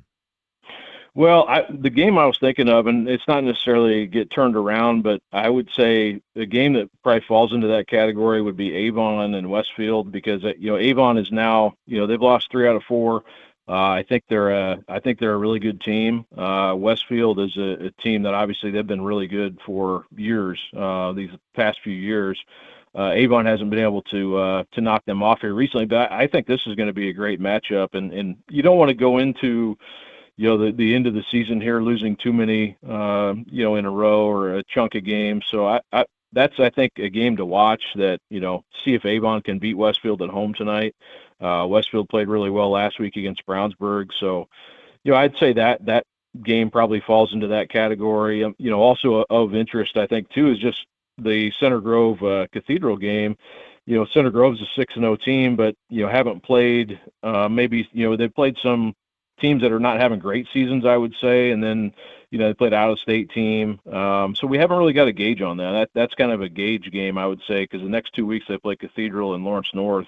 Back-to-back weeks, and seems like this time of year always Center Grove is playing its best football going into the tournament, and I think that's really one of note to that'll give us maybe a good representation on where Center Grove's at right now as a program. Yeah, he can coach, man. I mean, that's one of those programs that if they're not strong by the end of the year, some coaches, Kyle, would you agree, just have this ability that their team – Cathedral's in this category as well, because you look at their schedule a lot of times and you feel like they're having a down year, and then you realize they're just loading it up where they get incrementally better each and every week, and by the end of the year, then it all comes together for them. Yeah, I mean, I think the good coaches, or the great coaches, by the end of the season, they're kind of molded into the style that you expect out of those programs, and it's based on personnel and adjusting to what you have as a team. But I always sense that with Center Grove is and Cathedral, you mentioned them too, but they kind of play to the way the coaches like to play. And I think Center Grove has changed with that some over the years, but I think good coaches like Eric Moore do is they're more of a passing team than they used to be. But if their best teams, they're always able to run the ball. They always have really good defenses, and I think we'll find out these next couple of weeks just maybe where they are exactly. But they're always like, when I see them early in the year, I always kind of think, well, that's probably part of the team we're going to see later, but they're going to be dramatically better. And injuries will play. They've had a couple tough injuries too, so that always plays a factor. But yeah, they're. I always think when they're in October, November, they're a different team than they were in August. By the way, Tenley and Crystal House, that matchup tonight, because we always try to focus on what the kids are doing at some of the schools that you don't hear as much about. Best of luck to both those schools. As well, Attucks and Shortridge tonight, 2 schools. Attucks Shortridge, I mean, I guess you would say, obviously, from a traditional standpoint, Kyle, we're talking an old school rivalry game there, right? Yeah, man. You think about the basketball games. Go back in the history of I love have talked to some of those players from the era of the '50s and the '60s. Also, football were rivals, but man, there weren't any bigger games. It's fun to go back in the archives sometimes, and Attucks and Shortridge were playing these games in front of 14,000 people at Hinkle Fieldhouse back in the day. So how cool to relive some of that stuff and talk to some of those players over the years. But by the way, lastly, so if you'd show up with the pizza and the guy had passed out, did you try to wake them up? Did you rang the doorbell 3 times and they weren't there and you just made your own conclusion? Did they maybe leave? Did you administer CPR? I mean, how did this work? You would call. They used to have a number. They'd put the home phone number on the side of the box or whatever, or you'd get in, and so you'd have to call. You'd have you go back to the store. You take it back and call them, because back then we didn't have cell phones. So, but you'd go back to the store and call them back, and if they didn't answer, but yeah, just ring the doorbell, several times. Now, did you ever get this? Because I'm not saying that I ever did this, but my understanding is kids used to. Did you ever get it where clearly what it was like a prank of somebody sending a pizza to someone's house that didn't actually order it? I had that a couple times, yeah. And yeah, that was something that happened occasionally. Yeah, it was once you got past midnight, there was about anything could happen. You never knew what was about to happen. Yeah, it's like Uncle Jake's Taxi, Eddie, that I run on New Year's Eve, right?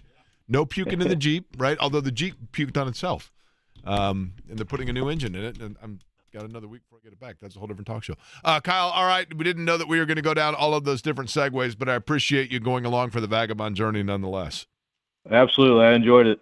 Kyle Neddenriep joining us, Indy Star. Appreciate it, Kyle. We'll look forward to the story on, again, Warren and Lawrence North, and featuring a junior that is a top 10 player now in the country. We'll take a quick recess. Kevin Bowen, you heard us mention Cathedral. He a proud member of that school. He's going to join us coming up about 15 minutes from now.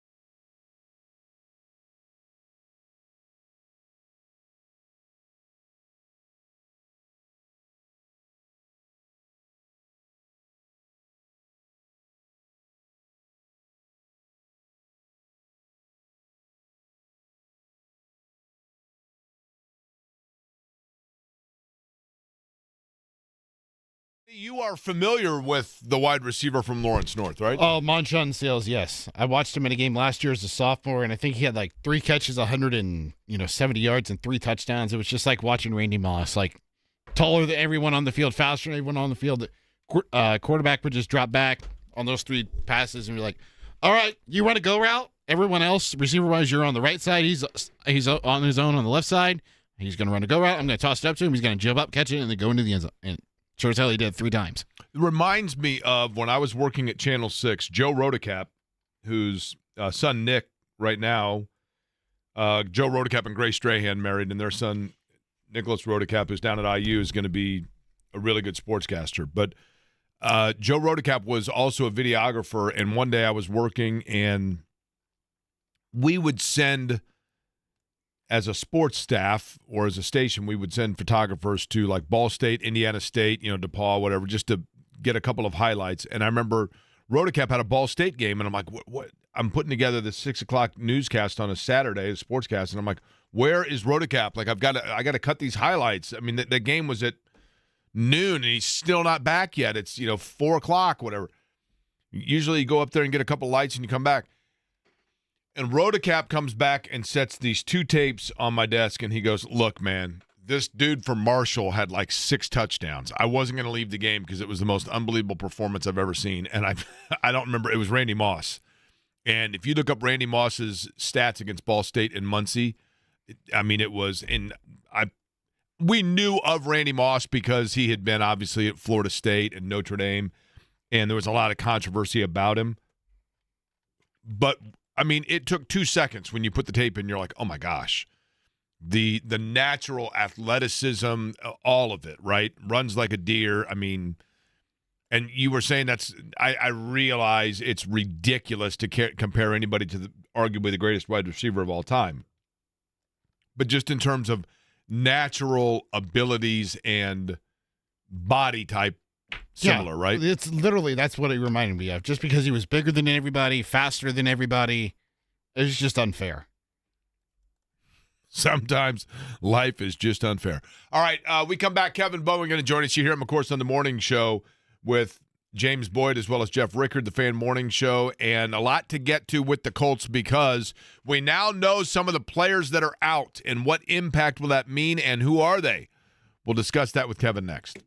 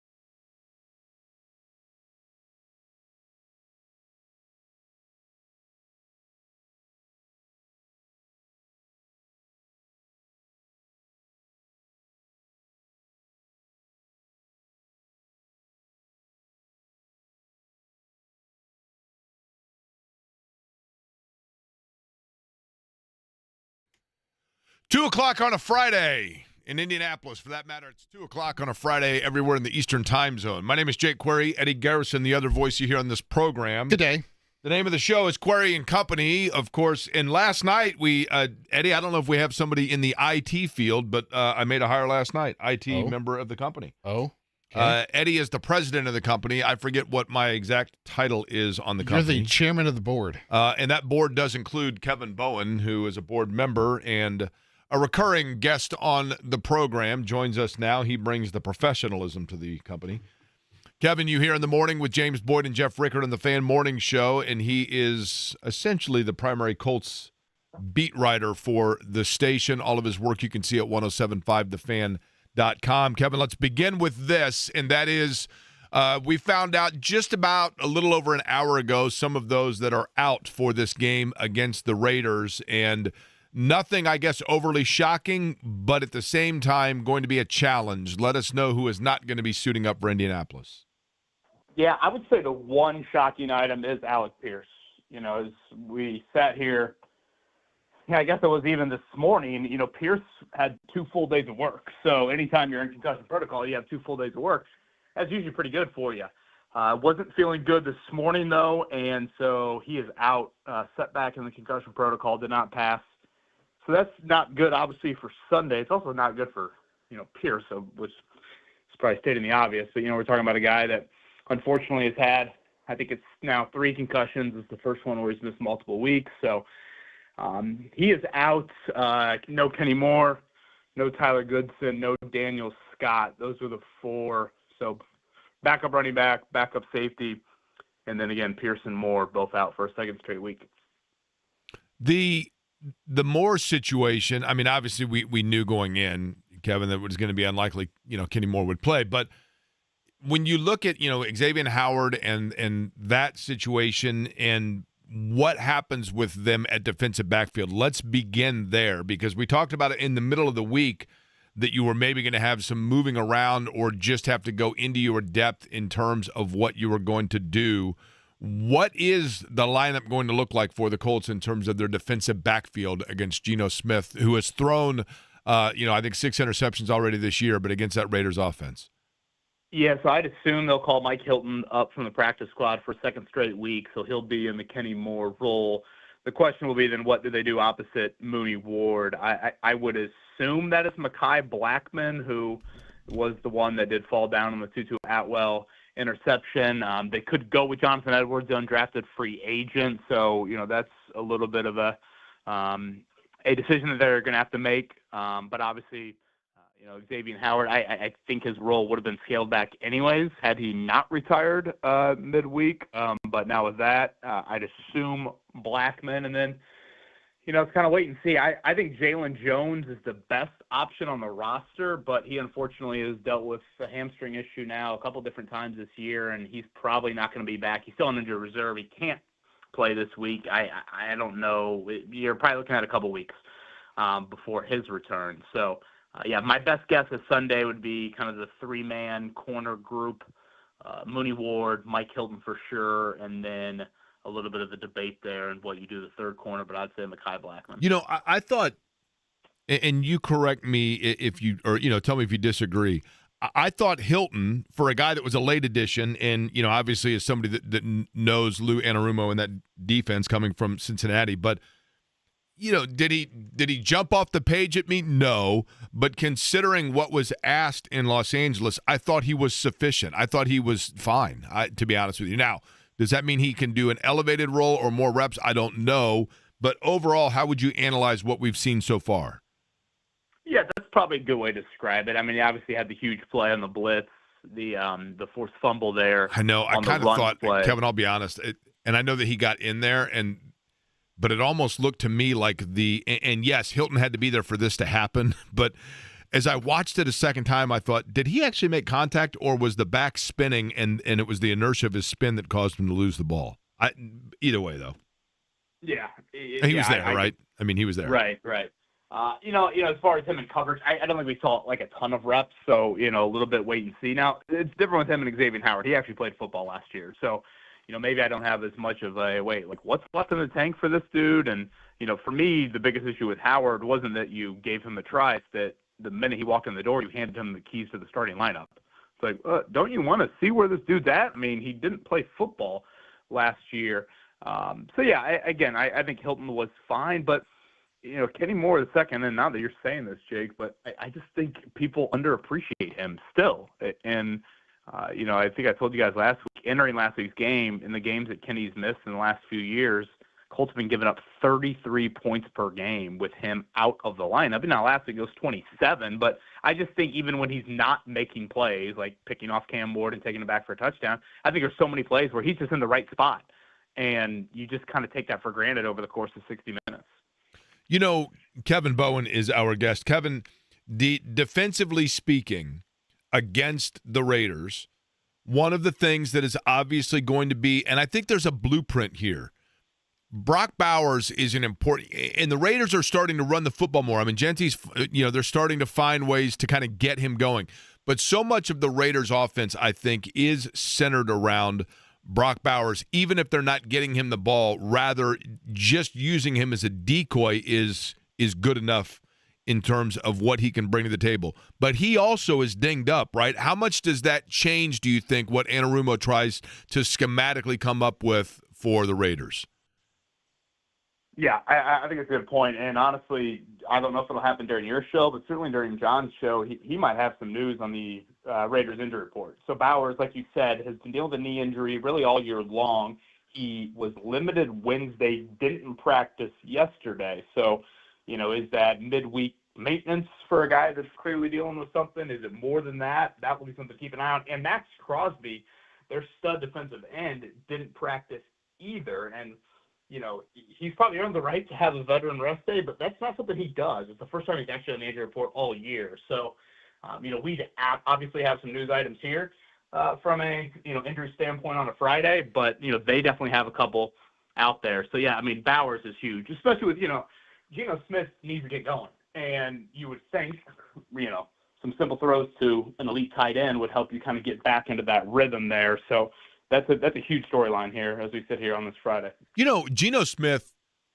is, and I like Geno Smith, and he's had moments where, he has certainly been, to use the Mike Hilton word that I used, a sufficient quarterback. I don't know that Geno Smith, anybody looks at him and goes, this guy is, but he's been a good player. And now that he is with the Raiders, there was part of me, Kevin, that thought to myself, well, you're kind of starting from scratch there. And then I'll be honest with you, you forget it was Pete Carroll that was the one that kind of reawakened him anyway to begin with, right? So one would assume that the pieces are in place there for this to kind of get going.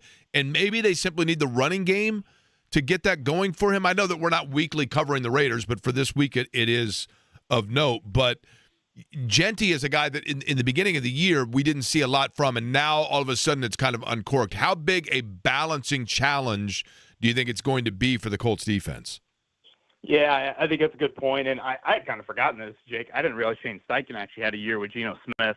The old NFL cycle. I guess everybody's with everybody at some point, but Shane spoke super highly of him earlier this week. So, as far as the Raiders are concerned, yeah, Genty finally got going last week. I think they've kind of been waiting for him to, really, really get going, ripped off a big one. And, if you look at this game on Sunday, for me, so much of it is about getting a lead early, which I know is Captain Obvious, but think about their personnel. When you think about Genty, he's done a great job of breaking tackles so far in his NFL career.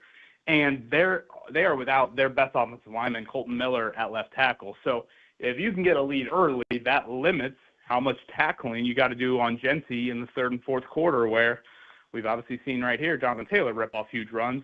And then, of course, if you're in more obvious passing situations, that's a backup left tackle having to hold up. And Latu was really good last week. So, for me, this is the Gus Bradley era. I think we'd be a little nervous. Oh, boy, is Geno going to get into a rhythm here with some simple completions early in games? And then are they going to kind of stay in it on the scoreboard? But if you can jump on them early, then I think you start to question that, Geno's lack of confidence, all of that. Because Pete Carroll's already fielding questions about, hey, are you looking at Kenny Pickett? Which, might sound crazy to some people, but That's how much Geno has struggled this season. Eddie, you know what we say about Kenny Pickett, right? His widow hands. He's got his little hands out there, yes. Kenny Pickett, Kevin, I think I was doing the morning show with you when he was going through the draft cycle, and I don't know why it is. Maybe it's just some weird 7th grade guy mentality of mine, but I would not want the entire world to know that I have tiny hands. Yeah, I'm shocked the 53-year-old is still using that bit. Well, it was 50-year-old you were dealing with. I mean, did you really think things were going to change in 3 years? I don't know. I thought after that big birthday party, somehow, some way, you would show an ounce of maturity, but good to see you haven't. Thank you. By the way, Chargers is where Shane Steichen had Geno Smith, right? When he was his second stint with the Chargers, Shane Steichen was a quarterback's coach when Geno Smith was there for a cup of coffee, in case anybody was curious on that. Kevin Bowen, our guest. Kevin, curious of this from your standpoint. Give me the area of the Colts so far that you still aren't sold, either in a good or bad way. In other words, maybe an area where they've struggled where you're saying, yeah, but that's not of concern to me. That simply was matchup stuff. Or an area where they've looked really good where you're still not fully ready to make the down payment. The pass rush last week I thought was really good, and that's against a guy that gets the ball out quick. I know Stafford doesn't move a whole lot, but, is that sustainable? Again, Latu was really good last week. Is that going to be the case continually moving forward? I think I'd probably go there. Daniel Jones has been outstanding. I mean, hell, if you could imagine the first four weeks of the season looking like this and told me that in August, I would have said no chance. As more film, I guess, is on Daniel Jones in a Colts uniform, is that still the case? And just in general, I think, and I say this for any NFL year, it's just like, all right, is the same team there when Halloween rolls around? Is the same team there when Thanksgiving rolls around? Is the same team there at the New Year? NFL seasons are long. I mean, if you would have said, hey, the Colts are going to win the Super Bowl in 2006, the Monday after the Jacksonville game, people would have called you an idiot based off where that run defense was. And then all of a sudden, Rob Morris this and, Bob Sanders that, and they're shutting down Larry Johnson, and the rest is history on that playoff run. So I just think the grind of the season, things kind of naturally arise. And but, yeah, those would be a couple items. And then, maybe corner depth, again, just because Xavier Howard's gone doesn't mean that cures all. It just means you're trying different people in that spot there. So that would be another. One of the things, Kevin, let me bring something up that I found interesting. I think it was earlier this week. Maybe it was last week, but I think it was earlier this week. No, it was a week ago today. Sorry, I had on Jeff George. And the reason I did is because Jeff George is a guy that, never really got his footing in stop number one. It was here for the Colts. And then when he went to Atlanta, instantly, seemingly, he's thrown for 4,000 yards, and everything just kind of came together. So I wanted to know what the difference was from stop one to stop two. And one of the things that he pointed out was, look, it was really hard as a young quarterback to go into a situation on a veteran team knowing that guys are looking at me and I'm supposed to be a leader, but yet how am I supposed to tell a 31-year-old guy as a 21-year-old kid that this is what I want him to do and this is how I'm going to lead that guy? And it seems to me like Daniel Jones is one coming here that just the experience and what he went through in New York, he doesn't strike me as an overly vociferous guy to his teammates, but just by the example of coming in and having to earn it, that over the course of time that has developed a trust amongst his teammates, and now there is a respect there that allows him to naturally be a leader. You're closer inside the locker room than I. Is that a fair observation? Yeah, yes. I think you're onto something. I think there's a level of respect in just watching how he works from guys within the locker room. And then I don't know if you guys played the clip. We played it on our show. I don't know if you caught the Saquon Barkley audio from a couple weeks back, just like how happy he's been watching Daniel Jones. I mean, imagine that. Like, you don't know Daniel Jones at all, and all of a sudden you see Saquon Barkley, one of the best players in the NFL, start gushing about him. Like, to me, that would be like, damn, I mean, things went really bad in New York, and this guy, I mean, he's talking about him like he's his son. So, I think you don't hear, New York, he wasn't the problem, I guess is the easiest way to put it. Well, we're starting to find that out more, right? You know what I mean? Sure, with the Giants. But, like, again, hearing those comments is not just, kind of a throwaway line. Saquon Barkley's like, no, let me go out of my way and gush about this dude for whatever, 2 minutes. So I think all of that probably is at play here too. And then along those lines, Eddie and I were talking about this earlier, and that's the story and kind of the saga of A.D. Mitchell. And I've gone back and forth on this, Kevin. Eddie asked me this question. If you were Shane Steichen or you were Chris Ballard, how do you handle the A.D. Mitchell situation? So with that question, I'll put that to you. How would you handle it if you're Shane Steichen? Well, I think the Alec Pierce injury changed everything. I'm under the impression that it was heading towards an active week for him, and then all of a sudden with Pierce, you can't really do that, just given the availability of your wideout. So I expect Mitchell to dress. Now, I'm not sitting here acting like he's going to play a lot. I think the old T word, who do you trust? And I think for a week, there's going to be a little bit of a punishment for that. Again, maybe not to the extreme that they could have, given Pierce's situation, but I would think Ashton Dulin will honestly take on more of that role than Mitchell. So that's how, when you hear Shane Steichen talk about A.D. Mitchell this week, even today in the press conference, I asked him, given the Pierce situation, like, where are you at with A.D. Mitchell? We're working through that. Still? I mean, and again, in Shane Steichen lingo, that I think is, pretty evident that he clearly is super displeased with what happened on Sunday and felt like some accountability needed to be there. So, again, I think the plan has probably changed a little bit, just given Pierce's situation and the other injuries, I should add. They're not in a spot right now. They ruled out 4 guys today. That's easily the biggest number they've ruled out all season long. They need Mike Hilton to be called up from the practice squad to replace Kenny Moore.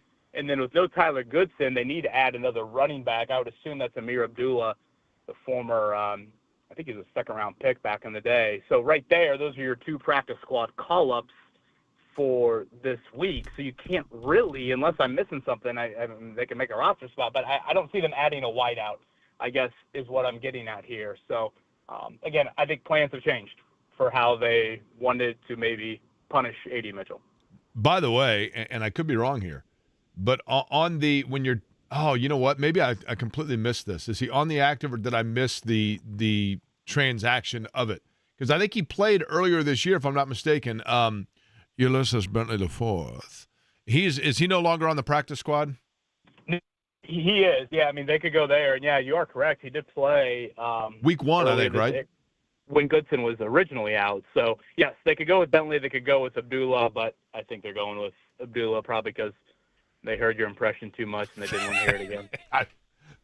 Par for the course with me. Kevin, why do you feel like a punishment is necessary for A.D. Mitchell? Because as I sit here, I think about it. I was like, look, he's already owned up to it. He's apologized in front of the team. I understand there has to be some level of accountability, but at the same time, you want to see how he responds because this is easily the most adversity he's faced as a pro. I'm in the camp of I want to see him still out there in the same role he was last week to see if he can respond, and if not in the early goings, then you make that move to bench him, and then you go to Ashton Dulin.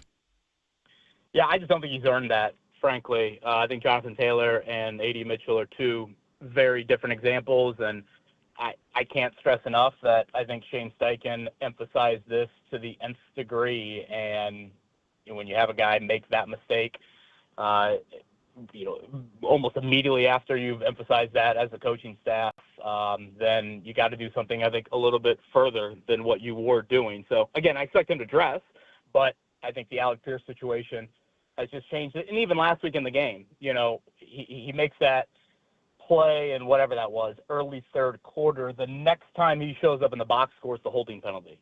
It's not like he showed up and made a play on the next series, or the next time he made an impact on the game, he made an awful impact on the game. And I think that really, really bothered the coaching staff as well. So, again, I think the plan was for probably in a 1-week situation, but, Pierce having the setbacks this morning, has probably all changed it from, hey, maybe we could have him inactive to, all right, now we need to dress him, but still I think it's going to be a little bit more Ashton Doolin in that role. You know, I said this earlier. Kevin, give me your thoughts on this. If I'm Shane Steichen, my answer on it is this, and you critique this or tell me just your feel on it. With the A.D. Mitchell situation, if I'm Shane Steichen, I look at it and I go, look, this guy had red flags coming out. We knew that. We've been waiting for him to get going. He did make a great play, even though I think even he was stunned that ball was in his arms. But he made two mistakes, very, very costly mistakes. And if I'm a coach, it would peeve me. But if I'm a coach, this is also a test of what I've been preaching. And that is that we create culture. Every franchise says this. Every team says this. We create a culture here. We have good guys in that locker room. We have leaders. At some point, you've got to test your leaders. And you've got to say, I'm going to let the pack here take care of the errant kitten. I'm going to let them do it. And that's, as a coach, I have to trust that I've created the right atmosphere where these things can internally take care of themselves. Am I off base there? And do they have that yet? Yeah, it's a good point. I guess I don't know to the last part. I'm always torn on okay, culture, leadership, accountability, all these buzzwords we hear, and then how do you define that? Chris Bowers made a huge emphasis of, I want a lot of individually high character guys. And I think for the most part, however you define character, whether it's work ethic, whether it's, good in the community, I think the Colts probably have a lot of that. But it's okay, then, if they have all these guys that are self-motivated and then, why late in the season when these bigger games arise in the schedule, do they not deliver to that degree? When you think about the word accountability, something I asked Shane on Wednesday was just this. Okay, when does accountability stop at words, and when do you feel the need for it to go to action? The words would be A.D. Mitchell talking in front of the team on Monday. The action would be Anthony Richardson getting benched. And I think that's difficult. To Eddie's point, I get that. As a coach, do you send a message and say, hey, we're coming right back to you? Last night in the Rams game, they went right back to Kyren Williams after the fumble. But again, Kyren Williams has probably earned the right for that. Jonathan Taylor has earned the right. To me, it's not apples to apples. A.D. Mitchell, what has he done in the NFL for him to all of a sudden go right back out there? Last year, he wasn't trustworthy either. In college, to your point, Jake, he had some great highs and then a lot of inconsistency. So I think defining accountability and how far you take it as a coach would be a really difficult thing. And this week it's made even more difficult because all of a sudden you popped up on the final practice day of the week and a receiver you thought was going to play in the game is no longer playing in that game, and Alec Pierce. So, I don't think there's an easy answer to really any of that. When does Max Bowen make his pick? Usually he has done that by the time you come on with us. I know, and this week I've been I guess I've been lazy. I don't know why. All of a sudden I just looked at my Raiders helmet and thought, oh my, we still need to do a pick. So beautiful looking helmet. I was going to say, you can't blame him if he goes with the Raiders helmet, can you? No, and I was surprised he went Rams last week. He's won 3 in a row, so he's hot, and we'll see if he can stretch to 5 here. But that the silver and the black and the look of it, I don't know if that's intimidating. I don't know if he's going to think it's a little Halloween-y, and maybe that would stray him to the Colts helmet. So I'll be very curious to see what he does here. If you had to pick a color design, if you were the owner of an expansion franchise, I've asked this question to people a lot, but what would your color scheme be, Kevin? Oh, boy. Am I an NFL team? Boy, that's a good question. Yeah, we'll go NFL, and you're allowed 3, obviously 3 colors, one accentuating color and then 2 primary colors. Well, my color palette is, if you ask me, hey, what makes orange? What what's primary? I got a better chance of knowing Mandarin. Well, no. I'm saying, I don't mean primary meaning Roy G. Biv. Right. I mean, you have to have 2 main colors of Team Bowen, and then you're allowed to have a third one that just, just the complementary color. Okay. I'm going to give you, I want the Chargers powder blue. I'm going to steal from other people. I want the Chargers powder blue. Okay. I want Tampa Bay's creamsicle, and I want whatever the old Jets green used to be. Oh, wow. Those are the three colors that I'm going to pick. Your team will actually look like someone puked on them, but that's cool though. I mean, you know what I mean? I mean, that's fine. We're going to be, yeah. You never know. We're going to be Oregon from 10 years ago. You never know what we're going to wear. That's right. Fair enough. I believe this week, I think Seahawks-Bucks is like one of the best games of the week. I think they're both going throwback in that game, if I'm not mistaken. That is, I'm telling you right now, I don't even know if I can say this on the air, but like that, to me, if the Seahawks are going with their late 70s, early 80s uniforms with the silver helmets and the Bucks are going with the creamsicles, that is, to me, visual football orgy. That's what that is. Your sports arousal? Yes. I'm glad John's at Binkley's today, because that seat is not one I want to sit in for a few hours. That's right. All right, Kevin, enjoy the weekend, and we'll be listening at 7 o'clock on Monday for a recap of it all. All right, boys. See ya. All right, Kevin Bowen joining us on the program. It is a Friday, by the way, bottom of the hour, and I'm sure they're thrilled at this point based off that we are at this point. But it is a Franciscan feel-good, good for the heart Friday. And I've got 3 stories, actually. 2 of them are kind of personal, but one of them, the story of a great young man that's been working hard to get back out into the swing of things, so to speak. And there were a lot of obstacles that came his way, but thanks to the help of not only somebody within his school, but his own perseverance, he's back. We'll explain next.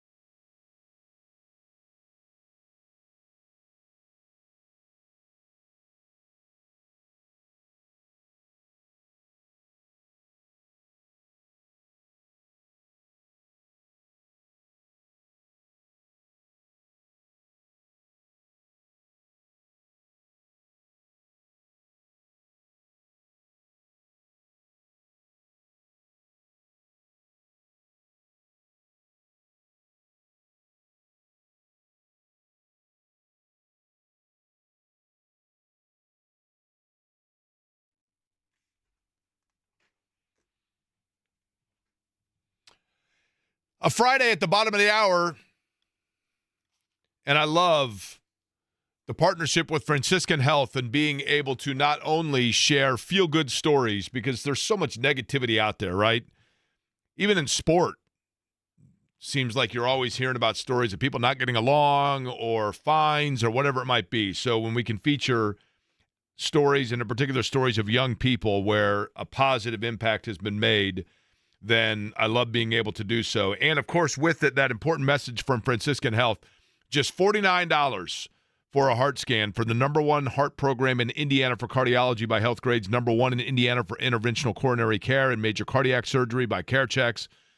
The affordable heart scan for just $49. Justin sent me a thing just yesterday that said, Jake, I want to thank you for letting me know about this. It's been on my mind. I went to my cardiologist, or my doctor, and they set me up with one of the cardiologists, in fact, for a heart scan at Franciscan, and that peace of mind of knowing not only do you get the heart scan to find out just the calcium within your heart, but also a heart health risk assessment where you can start the right path towards making sure that you are on your way towards a heart-healthy lifestyle. This is particularly important if you are over the age of 40, if you are a previous or a current smoker, if you've had diabetes or obesity, or, of course, in my case, the family heart history, which is so important to make sure that you are staying on top of all of it. 833-238-0688 is the telephone number, 833-238-0688, or franciscanhealth.org/screening bundles, which I will get you all of that information again in just a moment. You know, in addition to the great work that Franciscan does in the heart, they also have a transplant optimization program, which is the only program in the state that offers pre-transplant therapeutic intervention to before an organ transplant, for example, would need to take place. And they have an Indiana Blood and Marrow Transplantation Center in Indianapolis for Franciscan Health. So when it comes to organ donation, especially from the bone marrow and stem cell transplantation for blood cancers and other disorders, again, Franciscan, another example of where they are, you know, so advanced and so committed towards getting a healthier Indiana. And when it comes to organ donation, we've talked about it on this show on a number of occasions. I want to tell you about Jackson Grundy, who is a student at North Montgomery High School. And Jackson, probably not unlike many of us knew kids like this when we were younger. You get into, like, say, 4th or 5th grade, and you start playing sports, and you just realize that, gosh, you know, I grew up watching these other athletes that were big and strong and fast, and you're waiting for your body to catch up, so to speak. And in the case of Jackson, he was a smaller kid, and so his dreams of playing some of the different sports maybe weren't coming into reality. He began playing tennis, but his size in general, his parents just wondered what might be the issue, and so they took him to the doctor, and at the age of 11, they found out actually that he was diagnosed with a malfunction within his kidneys. And that was something that, like most, you, at that age in particular, you start going and seeing the doctor regularly. And for the case of Jackson, probably going and seeing a doctor on the regular basis became the new norm and something that he simply fought through. But at the same time, it didn't stop him from pursuing the things that he wanted to pursue. And one of those was a career playing tennis, for example, at North Montgomery. And even that eventually had to take a break. That's because as things got worse, and by the time he was 16, when he began going on daily dialysis for his kidneys and the way that they weren't functioning, his family realized that the time was there where he did, in fact, need an organ transplant, and they needed a kidney donation. And, of course, with the kidneys, you can live with one kidney. So if you are somebody who has 2 healthy kidneys and someone would be a match for you, you can donate that kidney. Oscar Robertson is one that did that for his daughter. That was fairly well noted. And in the case of Jackson, you know, the word was put out that he needed a kidney transplant in order to be able to live the life of normalcy and at the length that we would hope for any young person. And sure, the tennis career went on hold at that point, but bigger things came into play. And what's interesting is, as the word went out, what happened was it was actually one of his teachers within North Montgomery High School that was the match. And Jackson actually didn't even know it when he went in and found out that match was there, but it was an English teacher, Donnell Rogers from North Montgomery, that was a match, who said, yes, I will go ahead and make that donation. And Jackson was able to not only go on and begin his new life within a healthier step along the way, but to be able to do so with, in the case of this situation, the kindness, the compassion, the dedication from so many people that are in education, from a teacher right there within his school. And he also now is returning back to the tennis court. And it will be, obviously, for Jackson, a road ahead. That is one when you have organ donation, and I know this because in working with the Indiana Donor Network and sharing the story about Brian Clausen, I met a gentleman named Danny who had a transplant, and he has to routinely go in to make sure that his body is continuing to accept the organ. That's one of the processes of organ transplants, and going on the medication to make sure that there is no rejection. And in Danny's case, he had a bit of a scare with that recently, but the good news is it was nothing more than a scare, and his body is continuing to accept that new organ. And I think that's going to be the case with Jackson as well, because sometimes, even though the kidneys work in a completely different aspect than, say, the heart, in this Franciscan Health Feel Good, Good for the Heart Friday, we see a story where it was the heart of somebody else that allowed them to make that donation for the kidney. So, Jackson, we say best of luck to you. We say congratulations, as odd as that sounds, on your perseverance, and we look forward to seeing what you were able to do back on the tennis court at North Montgomery, and I wish the very best for that. Also, on a personal level, two things that I wanted to share on this day that makes it a great Friday. A great Friday. I mentioned earlier with Stephanie White, and I've made mention to it on a few occasions on this show, that in July, my father suffered 2 strokes. And his heart history is one that I've been aware of. I'm so keenly aware of it, which is, part of why this particular segment of the radio show is so important to me. And in the case of my father, it has been, and we're very fortunate. We're very fortunate in the fact that, cognitively, the 2 strokes that he had did not have significant impact on him, but physically speaking, it did.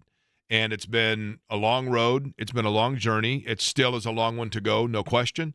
But during the course of the show today, my sister sent a picture, my oldest sister, who has been the rock in all of this, to the rest of my family, that my dad was able to transfer today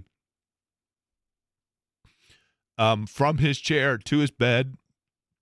He was able to do so standing up without the assistance of the machines. And that sounds so basic, but it's not. And I'm telling you, those are the little journeys, those are the little victories that you look for. And I don't mean to get emotional about it, but it is. And it's something so small, right? I mean, it's something so small in that case, but I know how hard he's worked, and I know how hard people work for it. And so that is its own victory today. And I just got that about an hour ago when we were on the air. My sister sent that photo, and I know what that means for my dad in particular, to be able to do something even that small, but those little steps. And Jackson is going to go through those little steps as well and getting his swing back, right? The other thing I wanted to pass along, having nothing to do with the heart, but it does to an extent. My buddy Mike Byron, who, Eddie, as you know, he's the guy I go on trips with that forgets everything, right? His keys, the wallet. Yeah, Byron is an absent-minded guy, no question about it. But last trip it was you, though. Well, that's right. I did actually. I left my wallet behind. My wallet and my keys, I think, when I was with Byron. But Byron today, and I didn't even know this was going to take place, but again, over the course of the show today, he sent this. Mike is in his second marriage, and the woman that he married, Anne Marie, who's great, is a widow, and she has children of her own, including a young boy, Cole. And Cole lost his father at a very young age, and his father, Jason, passed away, and so therefore Mike goes into a situation where he has a stepson once he and Anne-Marie were married. And Cole is a great kid, and he and Mike have had a very special bond, no question about that. And in no way, shape, or form would Mike or Anne Marie or even Cole expect that this means that it is replacing the legacy, the love, the commitment that Jason had for Cole. But with Jason passing away and then Mike coming into the picture, I don't know whether it was Cole that requested it or whether it was Mike that simply had the discussion, but I know in the times that I talked to Byron and the things that he does with Cole and taking him to ball games and practices and whatever else, today Cole became Cole Allen Frazier Byron by combining the two last names because Mike adopted him officially as his father now. And again, not to take the place of Jason, but rather to carry on the duty that Jason would have liked. And I can tell you that while I did not know Jason Frazier, there would be no one better to carry on the paternal legacy than what Mike will do. So little victories in their own right today. Thank you for working through that with me. And those are the things that are so important just in terms of whether it be the medical function of your heart or the spirit of your heart. The heart is so important, and that's why Franciscan Health and their $49 heart scan is such an important thing. 833-238-0688 is the telephone number. FranciscanHealth.org/screening bundles.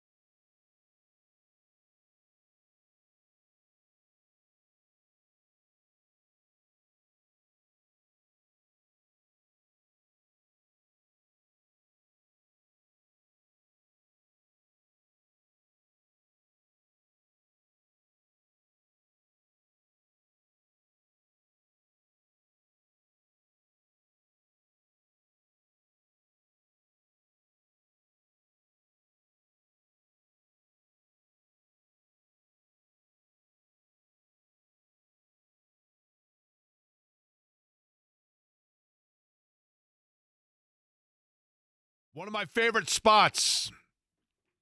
Some would say so, bro. I don't. I just say broader bowl. North side, whatever you want to call it. Binkley's, one of the best spots you're going to find on the north side. They got a great, like, kind of a back bar. They have a fabulous menu, and they have JMV there today, who is going to be there for getting everything set up for the weekend of football, including the Colts and Raiders coming up Lucas Oil Stadium on Sunday.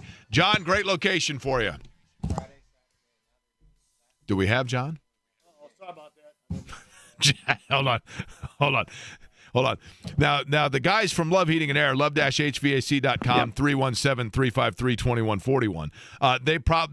Matter of fact, Chris Love may be over there at Binkley's right now. I don't know, but one of them probably just sent me a text like, "Wait a minute, did John just drop his headsets?" John, you there? I'm here, buddy. Sorry about that. That's okay. Did you? Hey, Eddie, you didn't pick up any of that conversation I was just having there, did you? No, did not. Good. See, that's one hell of a producer you got there, Jake. You know that's true.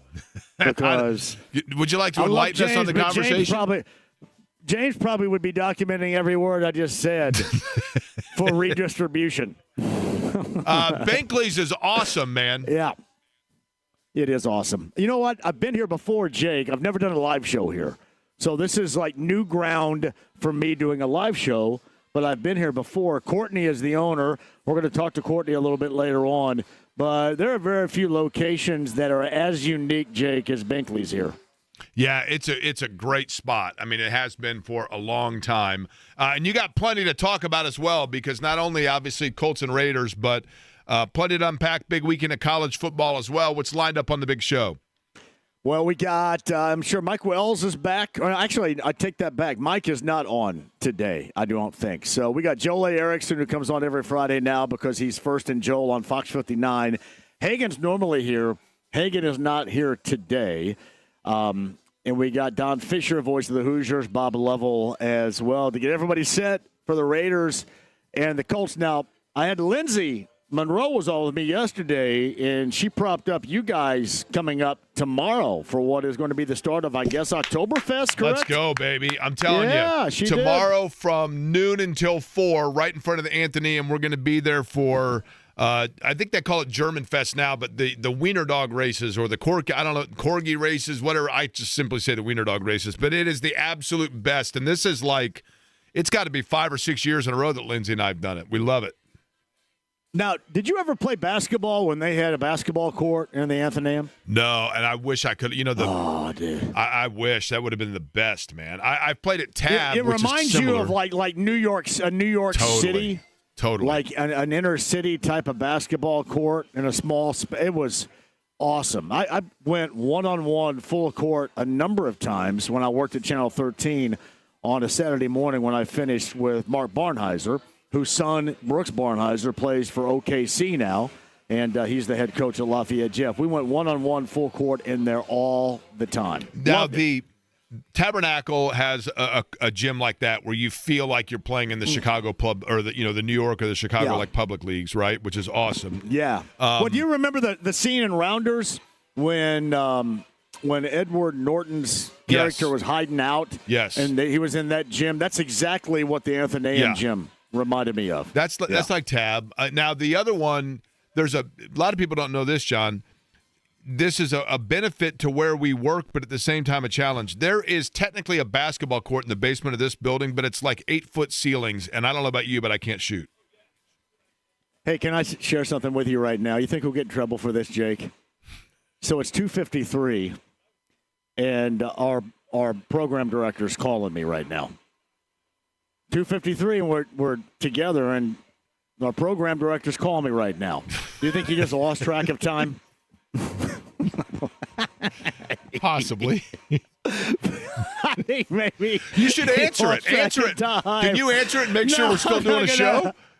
No, man. I couldn't say, hey, man, what are you doing? We're doing the crossover brought to you by Love Heating and Air right now. Nah, I wouldn't want to make him feel bad, which is probably exactly what I'm doing right now by saying this on the air. But, no, I go, hey, man. We're on the air right now doing the crossover. So, no, it's pretty funny. He normally does, Jake. I will say this. And the crossover with Love Heating Air is a little bit still fresh and new. But he normally calls me on Fridays at this time anyway. So, there's nothing really really knew, but I found it funny. All right. Well, As did you. You. Make sure we. Hey, don't lump me into this. Come on now. Don't bring me into it. I made it this far this week. Come on now. Right? Hey, wait a minute. Now my producer's calling me, James. You better find out what's going on. Hey, Eddie, man, would you tell James when I'm talking right now? What the heck? Am I saying something wrong? Am I doing something wrong?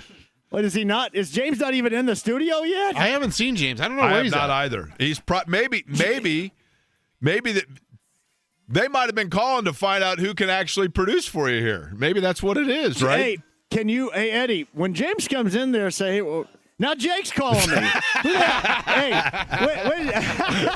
Which James Boyd going to call us? James Boyd and Kevin Bowen going to call me in a little bit? No, those guys are napping, man. They've been up since 7 o'clock this morning. All right, Colts Raiders. Yeah. We'll get score predictions. I'm going to go right here, by the way. 29-24 Colts. Yeah. Eddie, your thoughts? 33-20 Colts. All right. John will have his prediction later. He will get you all set for the weekend. Joel Erickson on as well.